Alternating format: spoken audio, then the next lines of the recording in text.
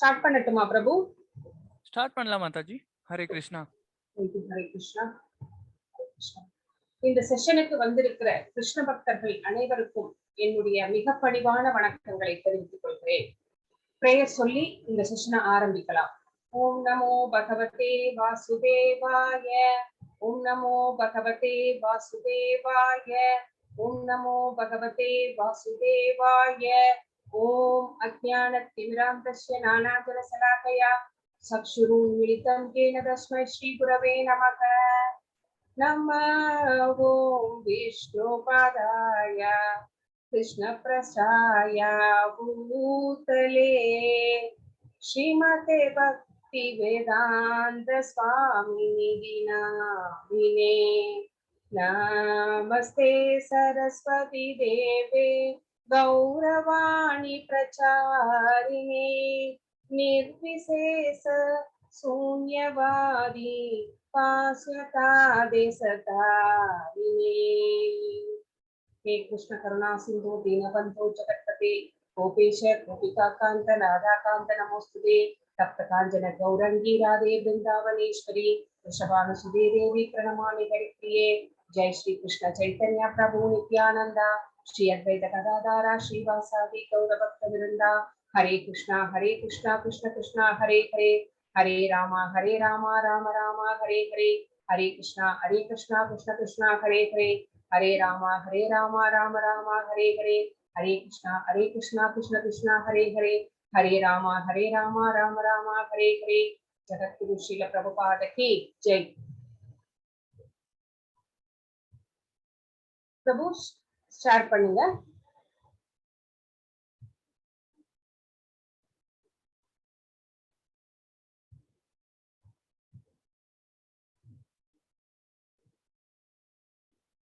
அத்தியாயம் 14 குணத்ரய விபாக யோகம், ஜட இயற்கையின் முக்குணங்கள். இந்த சாப்டர்ல பகவான் நமக்கு என்ன சொல்ல போகிறார் அப்படிங்கிறத பத்தி நம்ம பார்க்க போறோம். நான் இந்த செஷனுக்கு வந்திருக்கிற எல்லா பக்தர்களையும் மீண்டும் ஒரு முறை பணிவோடு வணங்கி வரவேற்கிறேன். இந்த செஷனுக்கு போகலாம். ஹரே கிருஷ்ணா பிரபு. 13வது அத்தியாயத்தின் சுருக்கம். நம்ம நேத்து என்ன பார்த்தோம்? அர்ஜுனர் 6 கேள்விகள் கேட்கிறார்.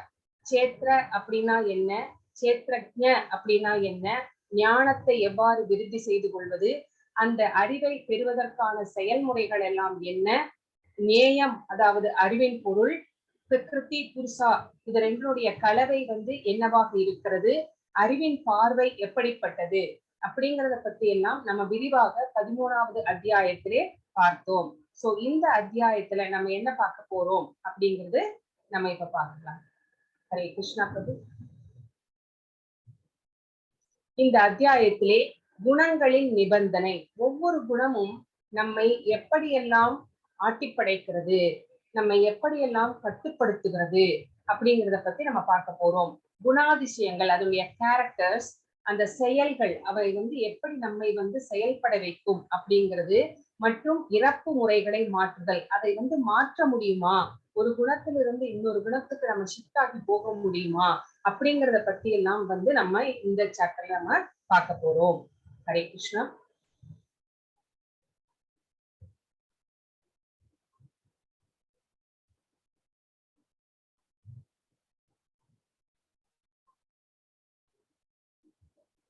மாதாஜி ஃபர்ஸ்ட் ஸ்டார்டிங் ஸ்லோகம் சொல்லி படிங்க. அன்மியூட் பண்ணுங்க மாதாஜி. சாவித்ரி மாதாஜி. ஹரே கிருஷ்ணா. நீங்க ஸ்லோகம் இருக்காது, புக் பார்த்து படிக்கணும். 1வது ஸ்லோகம், அதுக்கு முன்னாடி ஸ்டார்டிங் ஸ்லோகம். ஓம் ஸ்ரீ கிருஷ்ண பரபிரம்மணே நமः. ஸ்ரீமத் பகவத்கீதாம் அத சதுர்த்தோத்யாயः குணத்ரய விபாக யோகः. ஸ்ரீ பகவானுவாச்ச परं भूय प्रवक्ष्यामि ज्ञानानां ज्ञानमुत्तमं यज्ञात्वा मुनयः सर्वे परां सिद्धिमितो गताः. हरे कृष्ण. பகவான் ஸ்ரீ பகவான் உவாச்ச, பகவான் கூறினார், எல்லா முனிவர்களும் மிகச்சிறந்த பரிபூரணத்தை அடைந்து விட்டதை அறிந்து எல்லா அறிவிலும் மிகச்சிறந்த இந்த உயர்ந்த ஞானத்தை மீண்டும் உங்களுக்கு அறிவிக்கின்றேன். சோ இங்க பகவான் என்ன சொல்றாரு அப்படின்னா, 7வது சாப்டர்ல இருந்து 12வது சாப்டர் வரைக்கும் பகவான் பூரண உண்மை அப்படின்னா என்ன, பரிபூரண உண்மை அப்படின்னா என்ன அப்படிங்கறதை நம்மளுக்கு தெளிவுபடுத்தினார். இப்போ 13வது சாப்டர்ல நம்மளுக்கு என்ன சொன்னார் அப்படின்னா, அடக்கத்துடன் ஞானத்தை விருத்தி செய்து கொண்டு அந்த ஜட சிக்கல்களிலிருந்து எவ்வாறு எல்லாம் விடுதலை பெறுவது அப்படிங்கிறத பத்தி நம்மளுக்கு சொன்னார். இந்த ஜட தொடர்பினாலே நம்ம இந்த உயிர்வாளிகள் எல்லாமே இந்த ஜட சிக்கலிலே மாட்டிக்கொண்டிருக்கின்றோம்.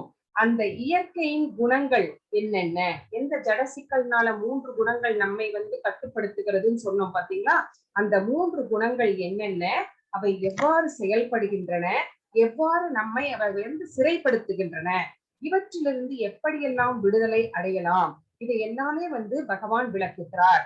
இந்த ஞானத்தை எப்படியெல்லாம் இதிலிருந்து தப்பித்து போக வேண்டும் அப்படிங்கிற ஞானத்தை எல்லாம் இந்த முனிவர்கள் அறிந்து கொண்டிருந்ததுனாலேயே இவர்கள் ஆன்மீக உலகத்தை அடைந்தார்கள். இவர்கள் முனிவர்கள் எல்லாம் ஆன்மீக உலகத்தை அடைவதை இந்த பிக்சர்ஸ் காமிக்கிறது. சோ இந்த மாதிரியான ஒரு உயர்ந்த ஞானத்தை நான் உனக்கு சொல்கிறேன் அர்ஜுனா அப்படின்னு இந்த 11.1 பகவான் நமக்கு சொல்கிறார். அடுத்தது பிரபு. ஹரே கிருஷ்ணா. இதம் ஞானமுபாஸ்ரித்ய மம சாதர்ம்யமாகதாக சர்கேபி நோபஜாயந்தே பிரளயே நவ்யதந்தி ச. ஹரே கிருஷ்ண மாதாஜி. இந்த அறிவில் நிலைத்திருப்பதன் மூலம் ஒருவர் எனது சொந்த இயல்பு போன்ற ஆழ்நிலை இயல்பை அடைய முடியும். இவ்வாறு நிறுவப்பட்ட ஒருவர் படைப்பின் போது பிறக்கவில்லை அல்லது கலைக்கப்பட்ட நேரத்தில் தொந்தரவு செய்யப்படுவதில்லை. சோ இந்த அறிவு, இந்த ஞானம், பரிபூரணத்தை எவ்வாறு அடைவது அப்படிங்கிற அந்த ஞானத்தை அறிந்து கொண்டிருப்பவர்கள் அந்த ஜட சிக்கல்களிலே எல்லாம் மாட்டாமல் தங்களை உயர்த்தி கொண்டு ஆன்மீக லோகத்தை அறிந்தவர்கள் என் சொந்த இயல்பை போன்ற ஆழ்நிலை இயல்பை அடைய முடியும். எப்படி பகவான் அங்க 6 விதமான முக்தி இருக்குது. அதுல ஒவ்வொன்றுக்கும் ஒவ்வொரு விதமான முக்தி. அதுல பகவான் நாளிகை சுரூபமாக நாம அங்க போய் மாறிவிடுவோம். சோ அங்க பகவானை போன்ற அந்த ஸ்வரூபம் நமக்கு கிடைக்கிறது, ஆழ்நிலை ஸ்வரூபம் இயல்பு நம்மளுக்கு கிடைக்கிறது. இந்த மாதிரி பகவானுக்கு அங்கே போய் தொண்டு செய்வதன் மூலமாக நம்ம மறுபடியும் பிறப்பு இறப்பு என்ற சக்கரத்திலே நாம் மாட்டிக்கொள்ள மாட்டோம். எப்பொழுது ஊழி எல்லாம் நடக்கிறதோ அந்த நேரத்திலே நாம் மறுபடியும் பிறப்பதும் இல்லை இறப்பதும் இல்லை. ஒருவர் படைப்பின் போது அவர்கள் மறுபடியும் பூமியிலே பிறக்க மாட்டார்கள். அதே மாதிரி கலைக்கப்பட்ட நேரத்தில் ஊழியின் போது தொந்தரவு செய்யப்படுவதும் இல்லை. அவங்க அந்த ஆன்மீக உலகத்திலேயே அவர்கள் மிகவும் சந்தோஷமாக பகவானுக்கு பக்தி தொண்டு ஆற்றிக்கொண்டு அவர்கள் அங்கேயே இருப்பார்கள். பக்குவமான இந்த ஞானத்தை பெற்று பிறப்பு இறப்பு என்ற சக்கரத்திலிருந்து விடுபட்டு ஆன்மீக சிகரத்தை அடைந்தவர்கள் பகவானுடைய அன்பு தொண்டிலே ஈடுபடுகின்றனர். முக்திக்கு பின்னும் பக்தர்கள் தங்களது தனித்தன்மையை இழப்பதில்லை. அருவஜோதியிலே கலந்து விட்டவர்கள் அவர்கள் தங்களுடைய தனித்தன்மையை இழந்து விடுவார்கள். ஆனா இங்க பக்தர்கள் நம்மளுடைய ஓன் ஐடென்டிட்டியை நம்ம இழக்க மாட்டோம். சோ இந்த இது என்ன சொல்றது, மறுபடியும் புனரபி ஜனனம் புனரபி மரணம். சோ ஆன்மீக உலகத்தை ஒரு தடவை அடைந்து விட்டால் மறுபடியும் மனித கர்ப்பத்திலே நாம் வைக்கப்பட மாட்டோம் அப்படிங்கறதை இங்க தெளிவாக சொல்கிறது. அப்படி இல்லைன்னா நம்ம என்ன ஆகும் அப்படின்னா, புனரபி ஜனனம் புனரபி மரணம் புனரபி ஜனரி ஜடரே சயனம் இகசம்சாரே பகுஸ்வஸ்காரே கிருப்பையாபாரே பாகிமுராரே அப்படின்னு பஜகோவிந்தத்துல ஆதிசங்கரர் சொல்லியிருக்கிறார். என்ன சொல்கிறார், தாயின் வயிற்றில் தங்கி பிறக்க வேண்டும், மறுபடியும் இறக்க வேண்டும், மறுபடியும் பிறக்க வேண்டும். இவ்வாறு இதற்கு முடிவே இல்லாமல் இருக்கிறது. சோ இந்த சூழலிலே நான் மாட்டிக்கொண்டிருக்கிறேன். ஆகவே கருணை கூர்ந்து தாங்கள் என்னை காப்பாற்ற வேண்டும் பெருமானே அப்படின்னு நம்ம இந்த ஞானத்தை அடைந்து விட்டவர்கள் இந்த மாதிரி பகவானிடம் போய் சரணடைந்து விடுகிறார்கள். சோ அவர்களுக்கு பிறப்பு இறப்பு சக்கரத்தில் மாட்டிக்கொள்ளும் அந்த சங்கடம் ஏற்படாது அப்படிங்கிறது இந்த ஸ்லோகம் நமக்கு சொல்லுகிறது. ஹரே கிருஷ்ணா. मम योनिर्महत् ब्रह्म तस्मिन् गर्भं ददाम्यहं संभवत् सर्वभूतानां ततो भवति भारत. हरे कृष्ण माताजी. இதனுடைய மூன்றாவது ஸ்லோகத்தையும் நீங்க தெரிஞ்சுக்கணும். நான் அதனுடைய அர்த்தம் மட்டும் நான் இப்ப சொல்றேன். மூன்றாவது ஸ்லோகம் என்ன சொல்றதுன்னா, பிரபஞ்ச தோற்றம். உங்களுக்கு அந்த கோலோக சார்ட் நினைவில் வரும்னு நினைக்கிறேன். மேல பகவானுடைய அந்த கோலோகம் இருந்தது, கீழே வைகுண்டம் இருந்தது, கீழே அதுக்கும் கீழே என்ன இருந்ததுன்னு தெரியும். காரணக்கடலிலே பெருமாள் இருந்தார். அதுக்கப்புறம் கர்ப்போதக சாகி இருந்தார். சைட்ல மகதத்துவம் இருந்தது. அதுல 3 குணங்கள் இருந்தது அப்படிங்கிறத பார்த்தோம். சோ இந்த பிரபஞ்ச தோற்றம் மகதத்துவம் அப்படின்னு சொல்லப்படுகிறது. இதில் 3 குணங்கள் இருக்கிறது. சில சமயங்களில் இந்த பரமபுருஷன் தான் இந்த உயிர்வாளிகள் அனைத்திற்குமே விதையளிக்கும் தந்தை அப்படிங்கிறத நம்ம இந்த ஸ்லோகத்தின் மூலமாக புரிந்து கொள்கிறோம். சோ மகதத்துவத்தில் 3 குணங்கள் இருக்கிறது அப்படிங்கிறத நம்ம இங்க பார்த்துட்டோம். அகம் பீஜ பிரதா, லாஸ்ட் லைன் பாருங்க, அகம் பீஜ பிரதா பிதா. சோ அதாவது நானே விதையளிக்கும் தந்தை என்று சொல்கிறார். அதாவது ஜட இயற்கை என்பது தாயாக இருக்கிறது, கிருஷ்ணர் தந்தையாக இருக்கிறார். குந்தியின் மகனே, எல்லா உயிரினங்களுக்கும் இந்த பொருள் இயல்பில் பிறப்பால் சாத்தியமாகின்றன என்பதையும் நான் விதை கொடுக்கும் தந்தை என்பதையும் புரிந்து கொள்ள வேண்டும். சோ எல்லாத்துக்கும் விதை எங்கிருந்து வருகிறது அப்படின்னா பகவான் கிட்ட இருந்துதான் வருகிறது. அவர்தான் எல்லாத்துக்கும் தந்தையாக இருக்கிறார். ஹரே கிருஷ்ணா. हरे कृष्ण माताजी. सर्वयोनिषु कौन्तेय मूर्तयः सम्भवन्ति याः तासां ब्रह्म महत् योनि रहं बीज प्रतपिता. हरे कृष्ण. ஹரே கிருஷ்ணா. போன ஸ்லோகத்தோட இதுதான். இங்க எல்லா உயிர்களுக்கும் விதையளிக்கும் தந்தை நானே அப்படின்னு சொன்னார். பார்த்தீங்களா, 84 லட்சம் பிறவிகள் இருக்கிறது. அதுல ஊர்வன இருக்கிறது, பரப்பன இருக்கிறது, கடைசியில மனிதர்களும் இருக்கிறார்கள். சோ இவை அனைத்துக்கும் விதையளிக்கும் தந்தை நானே அப்படிங்கிறதை புரிந்து கொள்ள வேண்டும்னு 4வது ஸ்லோகத்துல சொன்னாங்க. பிரபு, நீங்க அடுத்த ஸ்லோகத்துக்கு மாறி இருக்கணும். இப்போ அவங்க படிச்சுட்டாங்க. இது நீங்க படிச்சுட்டீங்க மாதாஜி. பொருள் இயல்பு 3 குணங்களை கொண்டுள்ளது. அதாவது இந்த ஜட இயற்கை பொருள் இயல்புனா என்னோ நினைச்சுக்க கூடாது, இந்த இயற்கை தான். ஹரே கிருஷ்ணா மாதாஜி. ஹரே கிருஷ்ணா. ஹரே கிருஷ்ணா. 5th ஸ்லோகம் படிக்கல மாதாஜி அவங்க படிச்சிருக்காங்க பிரபு. Okay okay. இல்ல 4வது படிச்ச மாதாஜி. அப்படிங்களா? சரி, நீங்க அப்ப படிங்க மாதாஜி. படிங்க. सत्वं रजस्तम इति गुणा प्रकृति संभवाः निबध्नन्ति महाबाहो देहे देहिनम् अव्ययम्. हरे कृष्ण माताजी. பொருள் இயல்பு 3 குணங்களை கொண்டுள்ளது. சோ இந்த இயற்கை ஜட இயற்கை 3 குணங்கள் இருக்கிறது. நன்மை, ஆர்வம் மற்றும் அறியாமை. நன்மை அப்படிங்கிறது சத்வகுணம், ஆர்வம் அப்படிங்கிறது ரஜோகுணம், அறியாமை அப்படிங்கிறது தமோகுணம். இந்த வாழும் உயிரினம் இயற்கையோடு தொடர்பு கொள்ளும் போது அவர் அந்த குணங்கள் என்னும் மாயையால் நாம் ஆளப்படுகிறோம். இவங்க 3 பெண்கள் யுவதிகள் இருக்கிறார்கள். இந்த 3 பேரும் அந்த 3 குணங்களை ரெப்ரசன்ட் பண்றாங்க. எப்படி ஒரு பொம்மலாட்டம் பார்த்திருக்கிறோம் இல்லைங்களா, ஒரு சின்ன நூல் கயிறு தான், அது நம்மளுக்கு கண்ணுக்கே தெரியாது. அந்த மாதிரி ஒரு பொம்மலாட்டத்தை பொம்மைகளை ஆட்டுவிப்பதை போல இந்த 3 குணங்களும் மனிதர்களை ஆட்டுவிக்கிறார்கள். அதை ரெப்ரசன்ட் பண்றதா இந்த பிக்சர். 3 குணங்கள் நம்மை வசியப்படுத்துகின்றன. நாம எந்த உடலில் இருக்கிறோமோ, இப்ப நாய் உடலில இருந்தா நாய் மாதிரி நம்ம செயல்படுவோம், மனிதர்களுடைய உடம்பில் இருந்தால் அந்த மாதிரி செயல்படுவோம், ஒரு புழு பூச்சியினுடைய உடம்பில் இருந்தால் அந்த மாதிரி நாம செயல்பட்டு இன்ப துன்பங்களை அனுபவிப்போம், நாம் செய்யும் செயல்களுக்கு ஏற்ப. அதுதான் 14.5 சொல்கிறது. இப்போ 6 படிங்க மாதாஜி. तत्र सत्वं निर्मलत्वात् प्रकाशकमनामयं सुखसंकेन बध्नाति ज्ञानसंकेन सानकम्. हरे कृष्ण माताजी. பாவமில்லாதவரே, நன்மையின் குணம் மற்றவர்களை விட தூய்மையாக இருப்பது, ஒளிரும். மேலும் இது ஒரு பாவ எதிர்வினையிலிருந்து ஒருவரை விடுவிக்கிறது. அதாவது நன்மையின் குணம், அதாவது சத்துவ குணத்தில் ஒருவர் இருந்தால் அவர் தூய்மையானவராக இருக்கிறார், உள்ளும் புறமும் தூய்மையாக இருக்கிறார். அப்போ பாவ விளைவுகள், பாவங்கள் செய்வதிலிருந்து அவர் இது பாவம் இது புண்ணியம் அப்படின்னு அவருக்கு வந்து அந்த ஞானம் இருக்கிறதுனால பாவம் செய்யாமல் தவிர்த்து விடுகிறார். சோ பாவத்தினுடைய விளைவுகளிலிருந்து அவர் தப்பித்துக் கொள்கிறார், விடுவிக்கப்படுகிறார். சோ அந்த குணத்தில் அமைந்திருப்பவர்கள் அறிவை வளர்த்துக் கொள்கிறார்கள், அவர்கள் ஞானவான்களாக திகழ்கிறார்கள். சத்துவகுணத்திலே இருப்பவர்கள் அறிவை விருத்தி செய்து கொண்டு ஞானவான்களாக இருக்கிறார்கள். ஆனால் அந்த அறிவு நான் மற்றவர்களை விட உயர்ந்தவன் அப்படிங்கிற அந்த அறிவின் செருக்கு கர்வத்தினாலே அவர்கள் வந்து மீண்டும் மீண்டும் அவர் எல்லோரை விட காட்டிலும் உயர்ந்தவன் அப்படின்னு நினைப்பு மேலோங்க அவர்கள் வந்து என்ன செய்கிறார்கள், அந்த நினைப்பினாலே செயல்கள் செய்கிறார்கள். அந்த நினைப்பினாலே வந்து பாவ புண்ணியத்திலே மாட்டிக்கொண்டு மறுபடியும் பிறவி எடுக்கிறார்கள். சோ இந்த சத்துவ குணத்திலே இருப்பவர்கள் எப்படி மறுபடியும் பிறவியில் மாட்டிக்கொள்கிறார்கள் அப்படிங்கிறதுக்கு இந்த ஸ்லோகம் நம்மளுக்கு எடுத்துக்காட்டாக இருக்கு.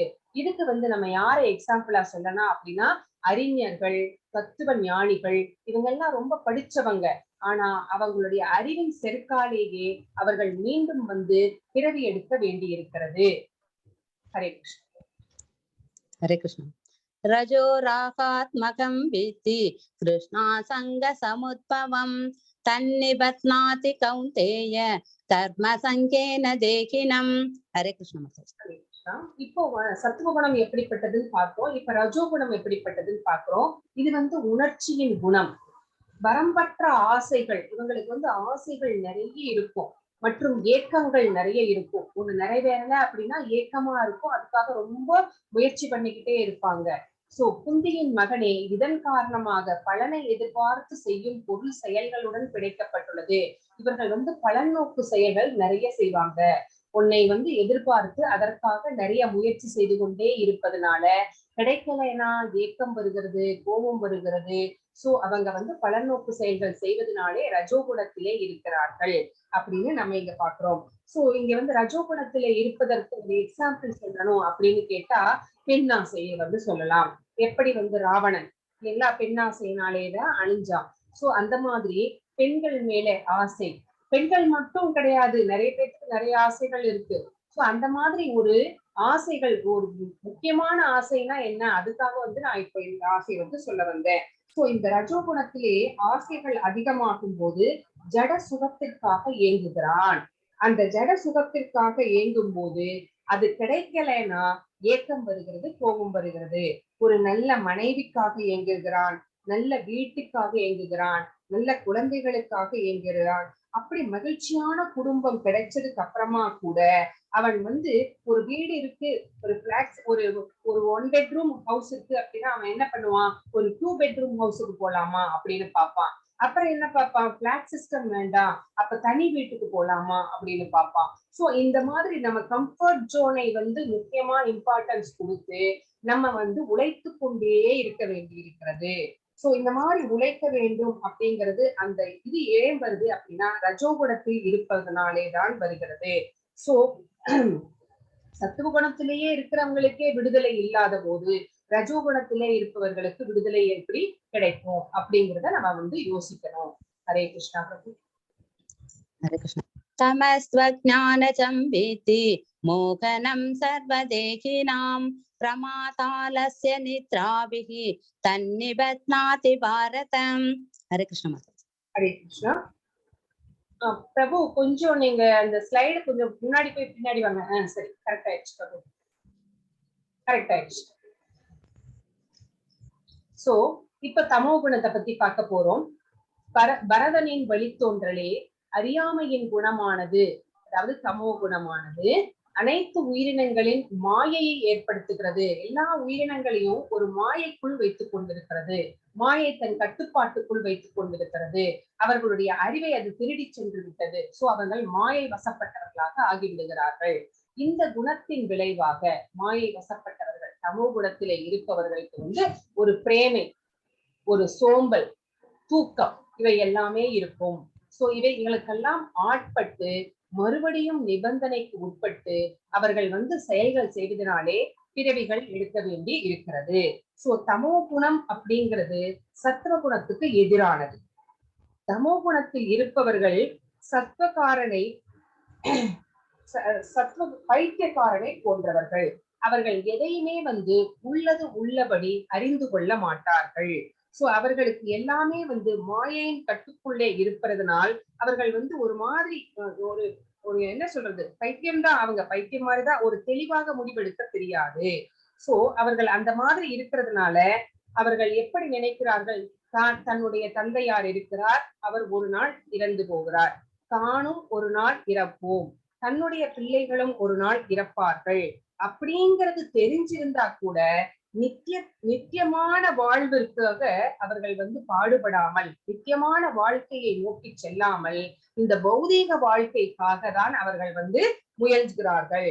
சோ இவர்கள் நித்தியமான வாழ்க்கைக்கு என்றுமே முயல்வது கிடையாது. சோ இவர்கள் நிறைய தூங்குவார்கள், அப்புறம் நிறைய இந்த மயக்க பொருள்களுக்கு அடிமையாக இருப்பார்கள். எல்லாருமே நான் சொல்லல, மோஸ்ட் ஆஃப் த பர்சன்ஸ் நான் சொல்றேன். இதுதான் தமோ குணத்தின் கேரக்டர்ஸ். ஹரே கிருஷ்ணா பிரபு. அடுத்து ஹரே கிருஷ்ணா. சத்வம் சுகே சஞ்சயதி ரஜகர்மணி பாரத ஞானமாவ்ருத்ய து தம பிரமாதே சஞ்சயதி. The mood of goodness conditions one to happiness. Passion conditions into the fruits of action and ignorance to madness. ஒரு குணமும் அதனுடைய விளைவுகள் என்னென்ன அப்படின்னு சொல்லியிருக்கிறது. சோ சத்துவகுணத்திலே இருந்தால் நாம் சந்தோஷத்தையும், ரஜோகுணத்திலே இருந்தால் அவர்கள் பலநோக்கு செயல்கள் செய்வதிலும், இக்னரன்ஸ் அதாவது அறியாமையில் இருந்தால் முட்டாள்தனத்திலும் பைத்தியக்காரத்தனத்திலும் தான் நமக்கு இந்த விளைவுகள் ஏற்படுத்துகிறது அப்படின்னு நம்ம இங்க பார்க்கிறோம். சோ விஞ்ஞானிகளும் தத்துவ ஞானிகளும் இவர்கள் எல்லாமே அறிவுத்துறையில் ரொம்ப ஈடுபட்டு தங்களுடைய ஆராய்ச்சி, தங்களுடைய எழுத்துக்கள் இதிலே ரொம்ப திருப்தி அடைகிறார்கள். அது சத்துவ குணம்னு சொல்லிடலாம். அடுத்து ரஜோகுணத்தில் இருப்பவர்கள் பலநோக்கு செயல்கள் எல்லாம் செய்கிறார்கள். ஃபார் எக்ஸாம்பிள் பள்ளிக்கூடங்கள் கட்டுவது, ஆஸ்பத்திரிகள் கட்டுவது, இது மாதிரி நல்ல காரியங்களிலே ஈடுபடுகிறார்கள். அடுத்தது தமோ குணத்தில் இருக்கின்ற செயல்கள் அவர்கள் செய்கின்ற செயல்கள் அவர்களுக்கும் பயன்படுவதில்லை, மற்றவர்களுக்கும் பயன்படுவதில்லை. இதுதான் ஒவ்வொரு கேரக்டருடைய விளைவுகள் அப்படிங்கிறத நம்ம இந்த ஸ்லோகத்தின் வாயிலாக பார்க்கின்றோம். ஹரே கிருஷ்ணா பிரபு.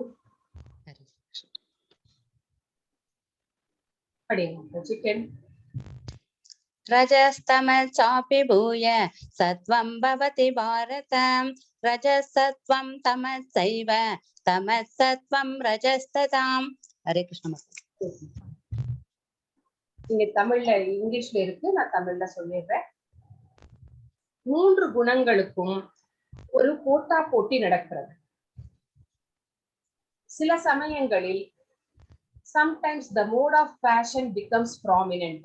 இப்போ எது டாமினேட் பண்ணுது? mode of passion. அது defeating the mode of goodness. so இப்போ passion அதாவது ரஜோகுணம் டாமினேட் பண்றதுனால அந்த குட்னஸ் சத்வ குணம் கீழே இருந்து. O son of Bharata. and sometimes the mode of goodness defeats passion.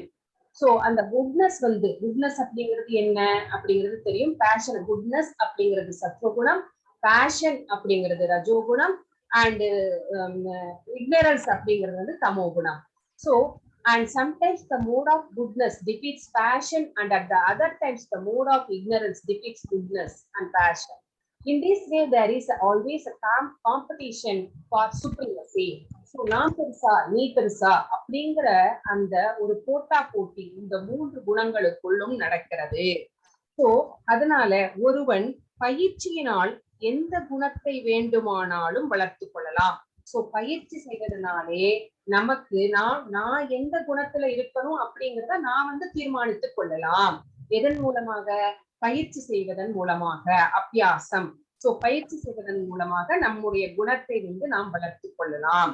சத்வ குணத்தை வளர்த்து கொண்டால் ரஜோகுணம் தமோ குணங்கள் தோற்றுவிடும். அப்போ இதன் மேலேயே இப்படியே உறுதியாக இருந்தால், சோ நம்மளுடைய ரஜோகுணத்தையும் தமோ குணத்தையும் சப்ரஸ் பண்ணி நம்மளுடைய சத்துவ குணம் மேலோங்கி இருந்தால், அதே நிலையில் நம்ம வைத்துக் கொண்டிருந்தால் நம்முடைய மனதையும் உடலையும் நம்ம வாசுதேவ நிலைக்கு உயர்த்தப்படுவோம். அது என்னது வாசுதேவ நிலை? அதுதான் சுத்த சத்வ நிலை அப்படிங்கிறது. அதாவது 3 குணங்கள், நிர்குணவான். அங்க 3 குணங்களுக்கும் இடமே கிடையாது. 3 குணங்களினால் ஏற்படும் பாதிப்புகள் எதுவுமே கிடையாது. சோ அந்த மாதிரி நிலையை அடைவது அப்படிங்கிறது பகவான் மட்டும்தான் அந்த மாதிரி இருக்கிறார். அந்த குணத்துல நிர்குணவானாக இருக்கிறார். ஆச்சாரியர்கள் எல்லாம் இருக்கிறார்கள். நமக்கெல்லாம் அது ரொம்ப தூரம், நம்மளால நினைச்சு கூட பார்க்க முடியாது. இதுல இருந்து என்ன தெரிஞ்சுக்கிறோம்? ஒரு குணம் இன்னொரு குணத்தை டாமினேட் பண்ணுகிறது. அப்ப மற்ற குணங்கள் சப்ரஸ் ஆகியிருக்கிறது. சில சமயங்கள் இந்த குணங்கள் அந்த குணத்தை போட்டியின் மூலமாக டாமினேட் பண்ணுகிறது. ஆனா ஒரு குணத்திலேயே நம்மை மனத்தை தக்க வைத்துக் கொண்டது அப்படிங்கிறது அபியாசத்தினாலே நம்மளால முடியும் அப்படிங்கறத நம்ம தெரிஞ்சுக்கணும். அந்த அபியாசத்தினாலே சத்துவகுணத்திலேயே நாம் நிலை பெற்று இருந்தால் நாம் வாசுதேவ நிலைக்கு உயர்த்தப்படுவோம். வாசுதேவ நிலை என்பது நிர்குணங்கள் கொண்டது. நிர்குணங்கள், இந்த குணங்களுக்கு அங்கே வேலையே கிடையாது. அதுதான் சுத்த சத்துவம் என்று சொல்லப்படுகிறது. ஹரே கிருஷ்ண. ஹரே கிருஷ்ண. சர்வத்வாரேஷு தேஹேஸ்மின் பிரகாஷ உபஜாயதே ஞானம் யதா ததா வித்யாத் விவ்ருத்தம் சத்வமித்யுதம். Hare Krishna. The manifestations of the mode of goodness can be experienced when all the gates of the body are illuminated by knowledge. So நமக்கு இந்த உடல் என்பது ஒரு நகரம். இந்த உடல் 9 வாயில்கள் கொண்ட ஒரு நகரம். என்னென்ன வாயில்கள்? 2 கண்கள், 2 நாசி துவாரங்கள், 2 மூக்கின் துவாரங்கள், நாசி துவாரங்கள், வால், அப்புறம் புதம், ஜெனிட்டல்ஸ், பிறப்பு உறுப்பு அண்ட் ஜெனிட்டல்ஸ். சோ இப்படி 9 வாயில்கள் கொண்ட ஒரு நகரமாக நம்முடைய உடம்பு திகழ்கிறது. அப்போ இந்த 9 வாயில்கள் கொண்ட நகரத்தை நாம் சத்துவகுணத்திலேயே இருப்பதனால் நம்ம அதே இதுல மெயின்டைன் பண்ணப்பட்டால் நம்முடைய அந்த ஞானம் இந்த 9 வாயில்களிலும் பிரகாசப்படுத்தப்படுகிறது. இந்த 9 வாயில்களும் ஞானத்தால் பிரகாசப்படுத்தப்படுகிறது அப்படின்னு இந்த ஸ்லோகம் சொல்கிறது. நம்முடைய கண்கள், காதுகள் எல்லாமே அந்த சத்துவகுணத்திலே இருப்பதுனால அந்த மாதிரியான பார்வைதான் இருக்கும். அந்த மாதிரியா நம்ம கேட்போம். எல்லாமே நம்ம சத்துவகுணத்திலேயே நம்ம செய்வோம். Hare Krishna. லோப பிரவருத்திராரம்பஹ கர்மணாம சமஸ்ப்ருஹாம் ரஜஸ்யேதானி ஜாயந்தே விவ்ருத்தே பரதர்ஷபம். Hare Krishna. O chief of Bharata, when there is an increase in the mode of passion, the symptoms of great attachment, uncontrollable desire, hankering, and the intense endeavor develop. Hare Krishna Mataji. நான் இதை தமிழ்லயே படிக்கணும்னு விரும்புனீங்கன்னா நான் படிக்கிறேன். உங்களுக்கு எப்படி ஃபீல் பண்றீங்க? யாராவது சாட்ல போடுங்க மாதாஜி. தமிழ்ல படிக்கணுமா? ஆமாங்க மாதாஜி.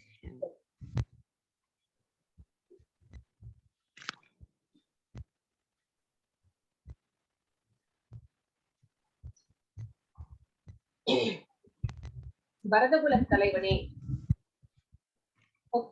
ஓகே மாதாஜி, நான் படிக்கிறேன். பரதகுல தலைவனே, ரஜோகுணத்தில் ஏற்றம் இருக்கும் பொழுது, ரஜோகுணத்துல நம்ம இருக்கும் பொழுது பெரும் பற்று, நம்மளுக்கு ஒரு அட்டாச்மெண்ட், எதை பார்த்தாலும் ஆசை, பேராசை, சோ அது ஏற்படுகிறது. அப்போ கட்டுப்படுத்த இயலாத ஆசை, அந்த ஆசையை நம்மளால கட்டுப்படுத்த முடியவில்லை. எப்படி ஒரு காட்டு தீய கட்டுப்படுத்த முடியுமா? இப்பதான் நம்ம பாக்குறோம் இல்லைங்களா, ஆஸ்திரேலியால அங்க இங்க எல்லாம் நம்ம பாக்குறோம். அதை அணைக்கவே முடியாது. அதே மாதிரிதான் நம்ம மனசுக்குள்ள இருக்கிற ஆசையும் கூட காட்டுத்தீ மாதிரி, காட்டுத்தீ பத்திக்குச்சுன்னா அதை அணைக்க முடியாது. அந்த மாதிரி ஆசை நம்ம கிட்ட நிறைய இருக்கும்போது அந்த ஆசை தீயை நம்மளால அணைக்க முடியாது. அப்ப அது கிடைக்காத போது ஏக்கம் வருகிறது. சோ அதை அதை அடைய வேண்டும் அப்படின்னு ரொம்ப கடினமாக உழைக்க ஆரம்பிக்கிறோம். இவைகள் தான் ரஜோகுணத்தின் அறிகுறிகள் அப்படின்னு இங்க சொல்லப்படுகிறது. இந்த ரஜோகுணத்தில் இருக்கிறவனுக்கு எப்பவுமே திருப்தி இருக்காது. ஒரு சின்ன கார் இருக்கு அப்படின்னா அவன் பெரிய காருக்கு ஆசைப்படுவான். அதுவும் இல்லைன்னா அதை விட இன்னும் நிறைய கம்ஃபர்ட் இருக்கிற அந்த கார் வாங்கலாமா அப்படின்னு நினைப்பான். சோ அந்த மாதிரி ஒரு சின்ன வீடு அப்படின்னா இன்னொரு பெரிய வீடு அப்படின்னு நினைப்பான். இந்த மாதிரி ஆசைகள் பெருகி கொண்டே போகும். சோ என்ன நீங்க நம்ம சம்பாதிச்சாலும், நம்ம என்ன சம்பாதிச்சு வச்சிருந்தாலும் கொஞ்ச காலமே இருக்க போகிறோம். சோ இந்த வாழ்க்கை நிலையானது இல்லை. நம்மளே இல்லாதப்போ நம்ம வாங்கின வீடு, நம்ம வாங்கின கார், நம்மளுடைய பேங்க் பேலன்ஸ் அதுவும் வந்து நிலையில்லாததான் அப்படிங்கிற உண்மை வந்து நம்மளுக்கு தெரியாததுனாலே நம்ம இந்த ரஜோகுணத்திலே நாம் வந்து மாட்டிக்கொள்கிறோம். ஹரே கிருஷ்ணா. அப்ரகாசோ பிரவருத்திச்ச பிரமாதோ மோக ஏவ ச தமஸ்யேதானி ஜாயந்தே விவ்ருத்தே குரு நந்தனம். ஹரே கிருஷ்ணா. குருவின் மைந்தனே, தமோ குணத்தில் உயர்ச்சியில் இருக்கும் போது பித்தம், மயக்கம், சோம்பல், இருள் இவை தோற்றுவிக்கப்படுகின்றன. சோ நம்ம தமோ குணத்துல இருக்கிறோம் அப்படின்னு வச்சுக்கோங்களேன். அப்ப நம்மளுக்கு வந்து ஒரு மயக்கம், நம்ம இல்யூஷன்ல இருப்போம், நம்ம செய்யறது தப்பு அப்படிங்கிறதே நம்மளுக்கு தெரியாது. சோ அந்த மயக்கத்தில் இருக்கிறதுனால அவங்க வந்து எப்பவுமே வந்து 6 மணி நேரம் தூங்கணும் அப்படின்னா அவங்க 10 மணி நேரம் தூங்குவாங்க. ஒரு செயலை வந்து நம்ம அரை மணி நேரத்துல செஞ்சு முடிச்சிடுவோம் அப்படின்னா அந்த செயலை வந்து அவங்க 2 மணி நேரமா செஞ்சுக்கிட்டு இருப்பாங்க. சோ அந்த மாதிரியான ஒரு இருள் அவர்களுடைய வாழ்க்கையை வந்து சூழ்ந்து கொண்டிருக்கிறது. சோ அவங்க வந்து மயக்க பொருள்களுக்கு வந்து அடிமையாக இருக்கிறார்கள். சோ இதுதான் வந்து தமோ குணத்தினுடைய குவாலிட்டி. ஹரே கிருஷ்ணா. ஹரே கிருஷ்ணா. யதா சத்வே பிரவருத்தே த்ருப்ரளயம் யாதி தேகப்ருத் ததோத்தமவிதாம் லோகான் அமலான் பிரதிபத்யதே. ஹரே கிருஷ்ணா. ஹரே கிருஷ்ணா. அப்புறம் இன்னொன்னு கூட, தமோ குணத்துல இருக்கிறவங்களுக்கு வந்து வாழ்க்கையில் நோக்கம் எதுவுமே கிடையாது. நான் படிக்கணும், வேலைக்கு போகணும், அந்த மாதிரி எந்த நோக்கமுமே அவர்களுக்கு கிடையாது. அவர்கள் வந்து மனம் போன போக்கிலே வாழ்கிறார்கள். அவர்களுக்கு வந்து செயலாற்ற தகுதி இருந்தாலும் கூட அவர்கள் வந்து முயற்சி செய்வதே கிடையாது. இதுவும் தமோ குணத்தினுடைய ஒரு குவாலிட்டி. இப்ப 14வது ஸ்லோகம் என்ன சொல்கிறது அப்படின்னு பார்க்கலாம். அது தமிழ்ல நான் படிச்சிருவேன். சத்துவ குணத்தில் இப்போ மரணத்தை பற்றி பேசுகிறார் பகவான். எந்தெந்த குணத்துல மரணம் அடைஞ்சா என்ன நடக்கும் அப்படின்னு இப்ப சொல்ல போகிறார். ஒரு சத்துவ குணத்திலே ஒருவன் மரணப்படும் போது தூய்மையான உயர்ந்த உலகங்களை அவன் அடைகின்றான்.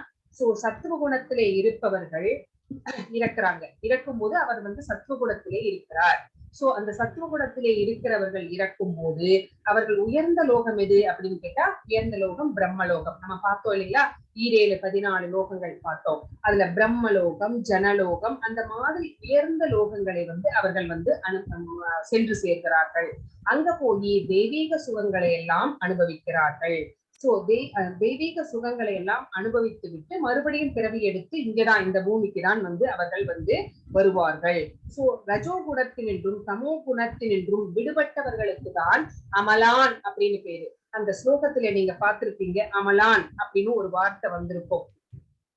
அந்த அமலான் அப்படிங்கிறதுக்கு என்ன அர்த்தம், இது உங்களுடைய கொஸ்டின்ல வந்தாலும் வரலாம். அமலான் அப்படின்னா அவர்கள் ரஜோ குணத்திலிருந்தும் தமோ குணத்திலிருந்தும் விடுபட்டவர்கள் அப்படின்னு அர்த்தம். ஹரே கிருஷ்ணா.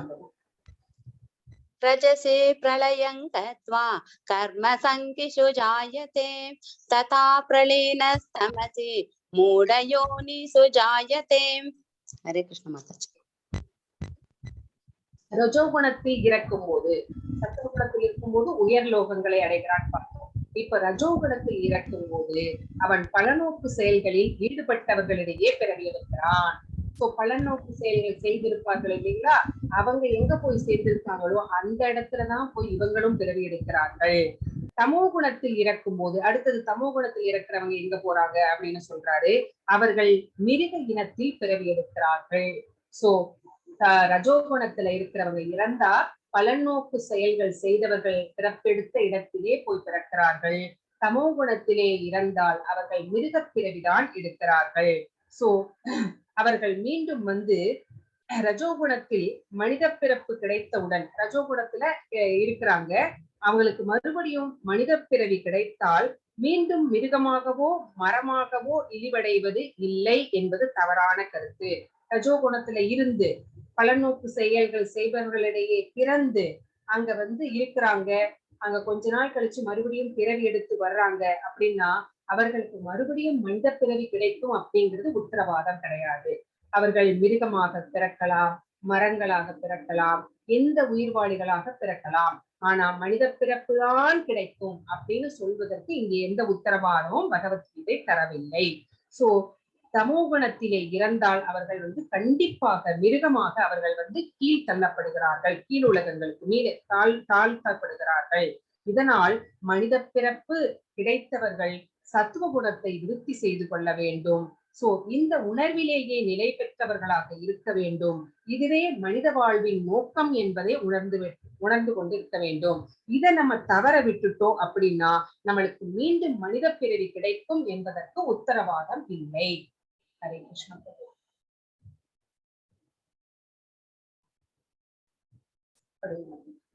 அன்மியூட் பண்ணுங்க மாதாஜி. சாவித்ரி மாதாஜி.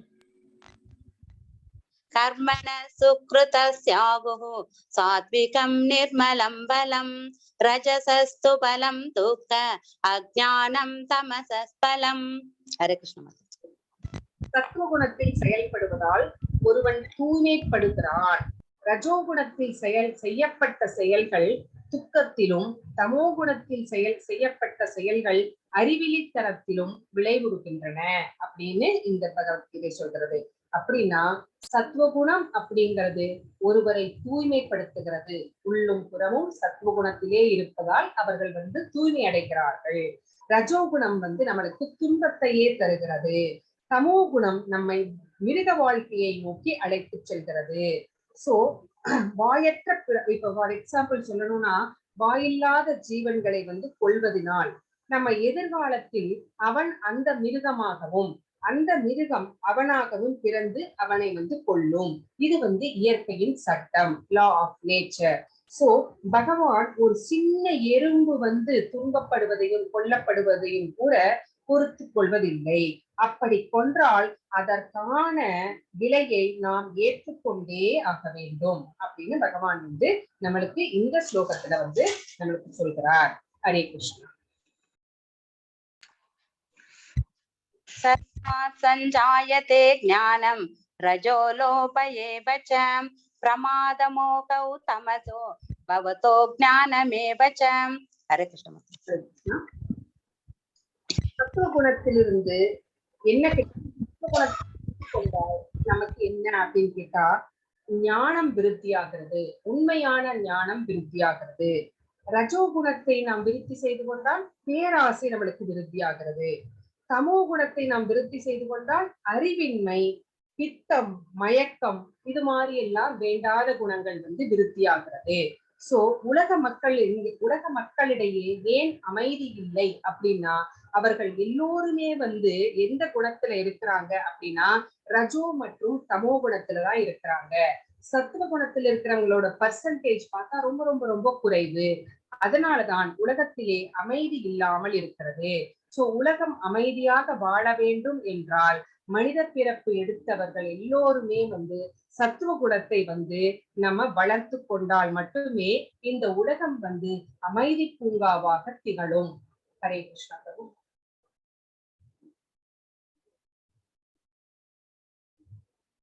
இது 17 தான் பிரபு. அடுத்து ஸ்லைட்.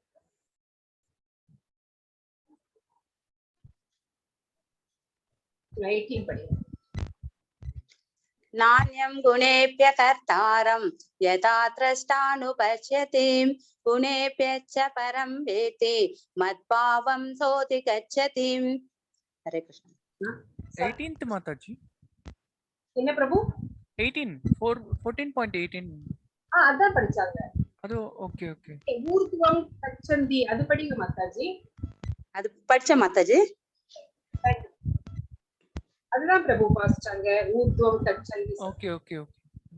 சத்துவ குணத்தில் நிலை பெற்று இருப்பவர்கள் படிப்படியாக உயர் உலகங்களுக்கு மேல் நோக்கி செல்கின்றனர். சத்துவ குணத்திலேயே இருந்தா நம்ம இறந்ததுக்கு அப்புறமா உயர் லோகங்களுக்கு போகின்றோம். உயர் லோகங்கள் அப்படின்னு என்னன்னு தெரியும், பிரம்மலோகம், ஜனலோகம், இந்த மாதிரி. சோ ரஜோகுணத்தில் இருப்பவர்கள் எங்க வாழ்வார்கள்? இருந்தது மறுபடியும் பூலோகங்களில் தான் வாழ்வார்கள். இங்க அவங்களுக்கு பலநோக்கு, அவங்களுக்கு ஆசை நிறைய இருக்கிறதுனால பலநோக்கு செயல்கள் செய்து கொண்டே இருப்பதனால பாவ புண்ணியங்கள் சேர்ந்து மறுபடியும் பூலோகத்திற்கே வருகிறார்கள். தமோ குணத்தில் இருப்பவர்கள் நரக உலகங்களுக்கு கீழ் நோக்கி செல்கிறார்கள், தள்ளப்படுகிறார்கள். நரக உலகங்களுக்கு அவர்கள் தள்ளப்படுகிறார்கள். உயர் லோகங்கள் அப்படிங்கிறது நம்மளுக்கு தெரியும், பிரம்மலோகம், சத்தியலோகம், மகர்லோகம் அப்படிங்கிறது. ரஜோகுணம் வந்து கலப்புடையது, அதாவது சத்துவம் பிளஸ் தமோ இது ரெண்டும் சேர்ந்தது. அவன் வந்து இந்த பூ உலகில் வாழ்கிறது, கீழ் உலகிற்கு செல்ல வாய்ப்பு ஏற்படுகிறது. சோ அந்த குணத்திலே இருப்பவர்கள் தமோ குணத்திலே இருப்பவர்கள் கீழ் உலகங்களுக்கு தள்ளப்படுகிறார்கள்.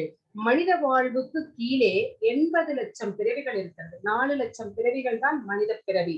84 லட்சம் பிறவியில 4 லட்சம் தான் மனித வகைகள். மத்த 80 லட்சம் பிறவிகள் எல்லாமே மத்த வகைகள் தான். அது புழு பூச்சியா இருக்கலாம், மரமா இருக்கலாம், செடியா இருக்கலாம், மிருகங்களா இருக்கலாம், என்னவாக வேண்டுமானாலும் இருக்கலாம். சோ அந்த 80 லட்சம் பிறவிகள் எல்லாமே வந்து எதிர்காலம், அவர்களுடைய எதிர்காலம் அப்படிங்கிறது இருளானது.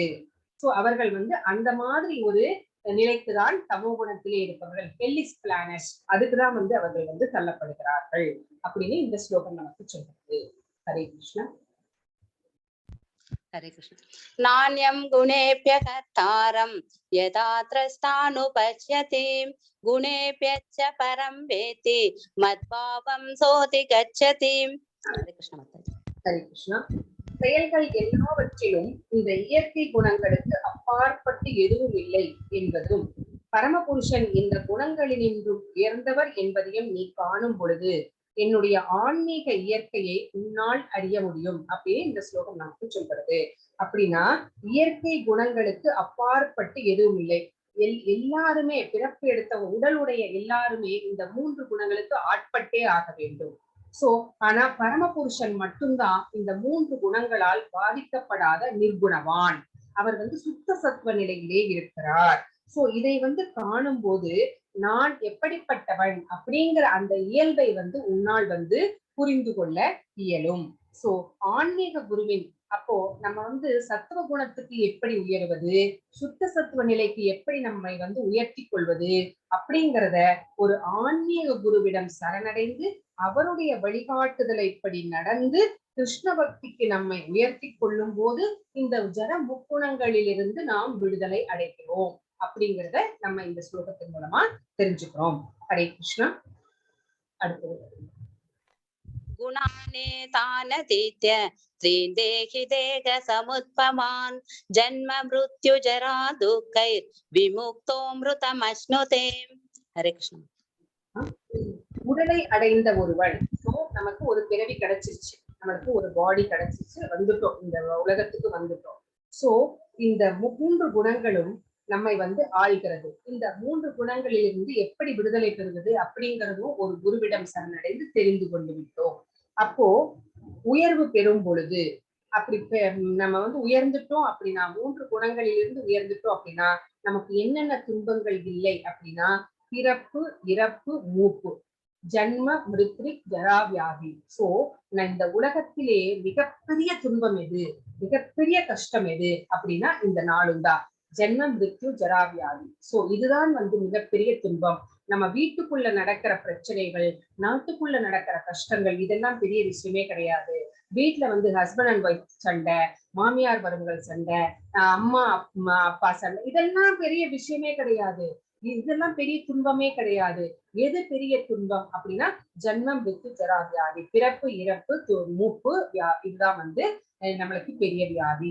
இதுதான் வந்து பெரிய கஷ்டம். சோ இதிலிருந்து எப்படி தப்பித்து போவது அப்படிங்கறதுதான் நம்ம வந்து முயற்சி செய்ய வேண்டும். சோ அந்த 3 குணங்களில் இருந்து விடுபட்டு விட்டால் இந்த துன்பங்கள் நமக்கு கிடையாது.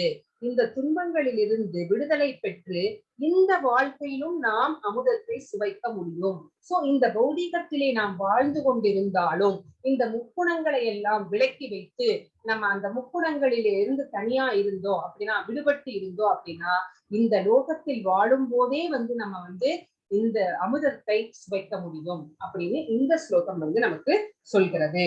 ஹரே கிருஷ்ணா. அடுத்தது अर्जुन उवाच कैर्लिङ्गै स्त्रीन् गुणानेता नीतो भवति प्रभो किमाचार कथं सैतां त्रीन् गुणान् अतिवर्तते।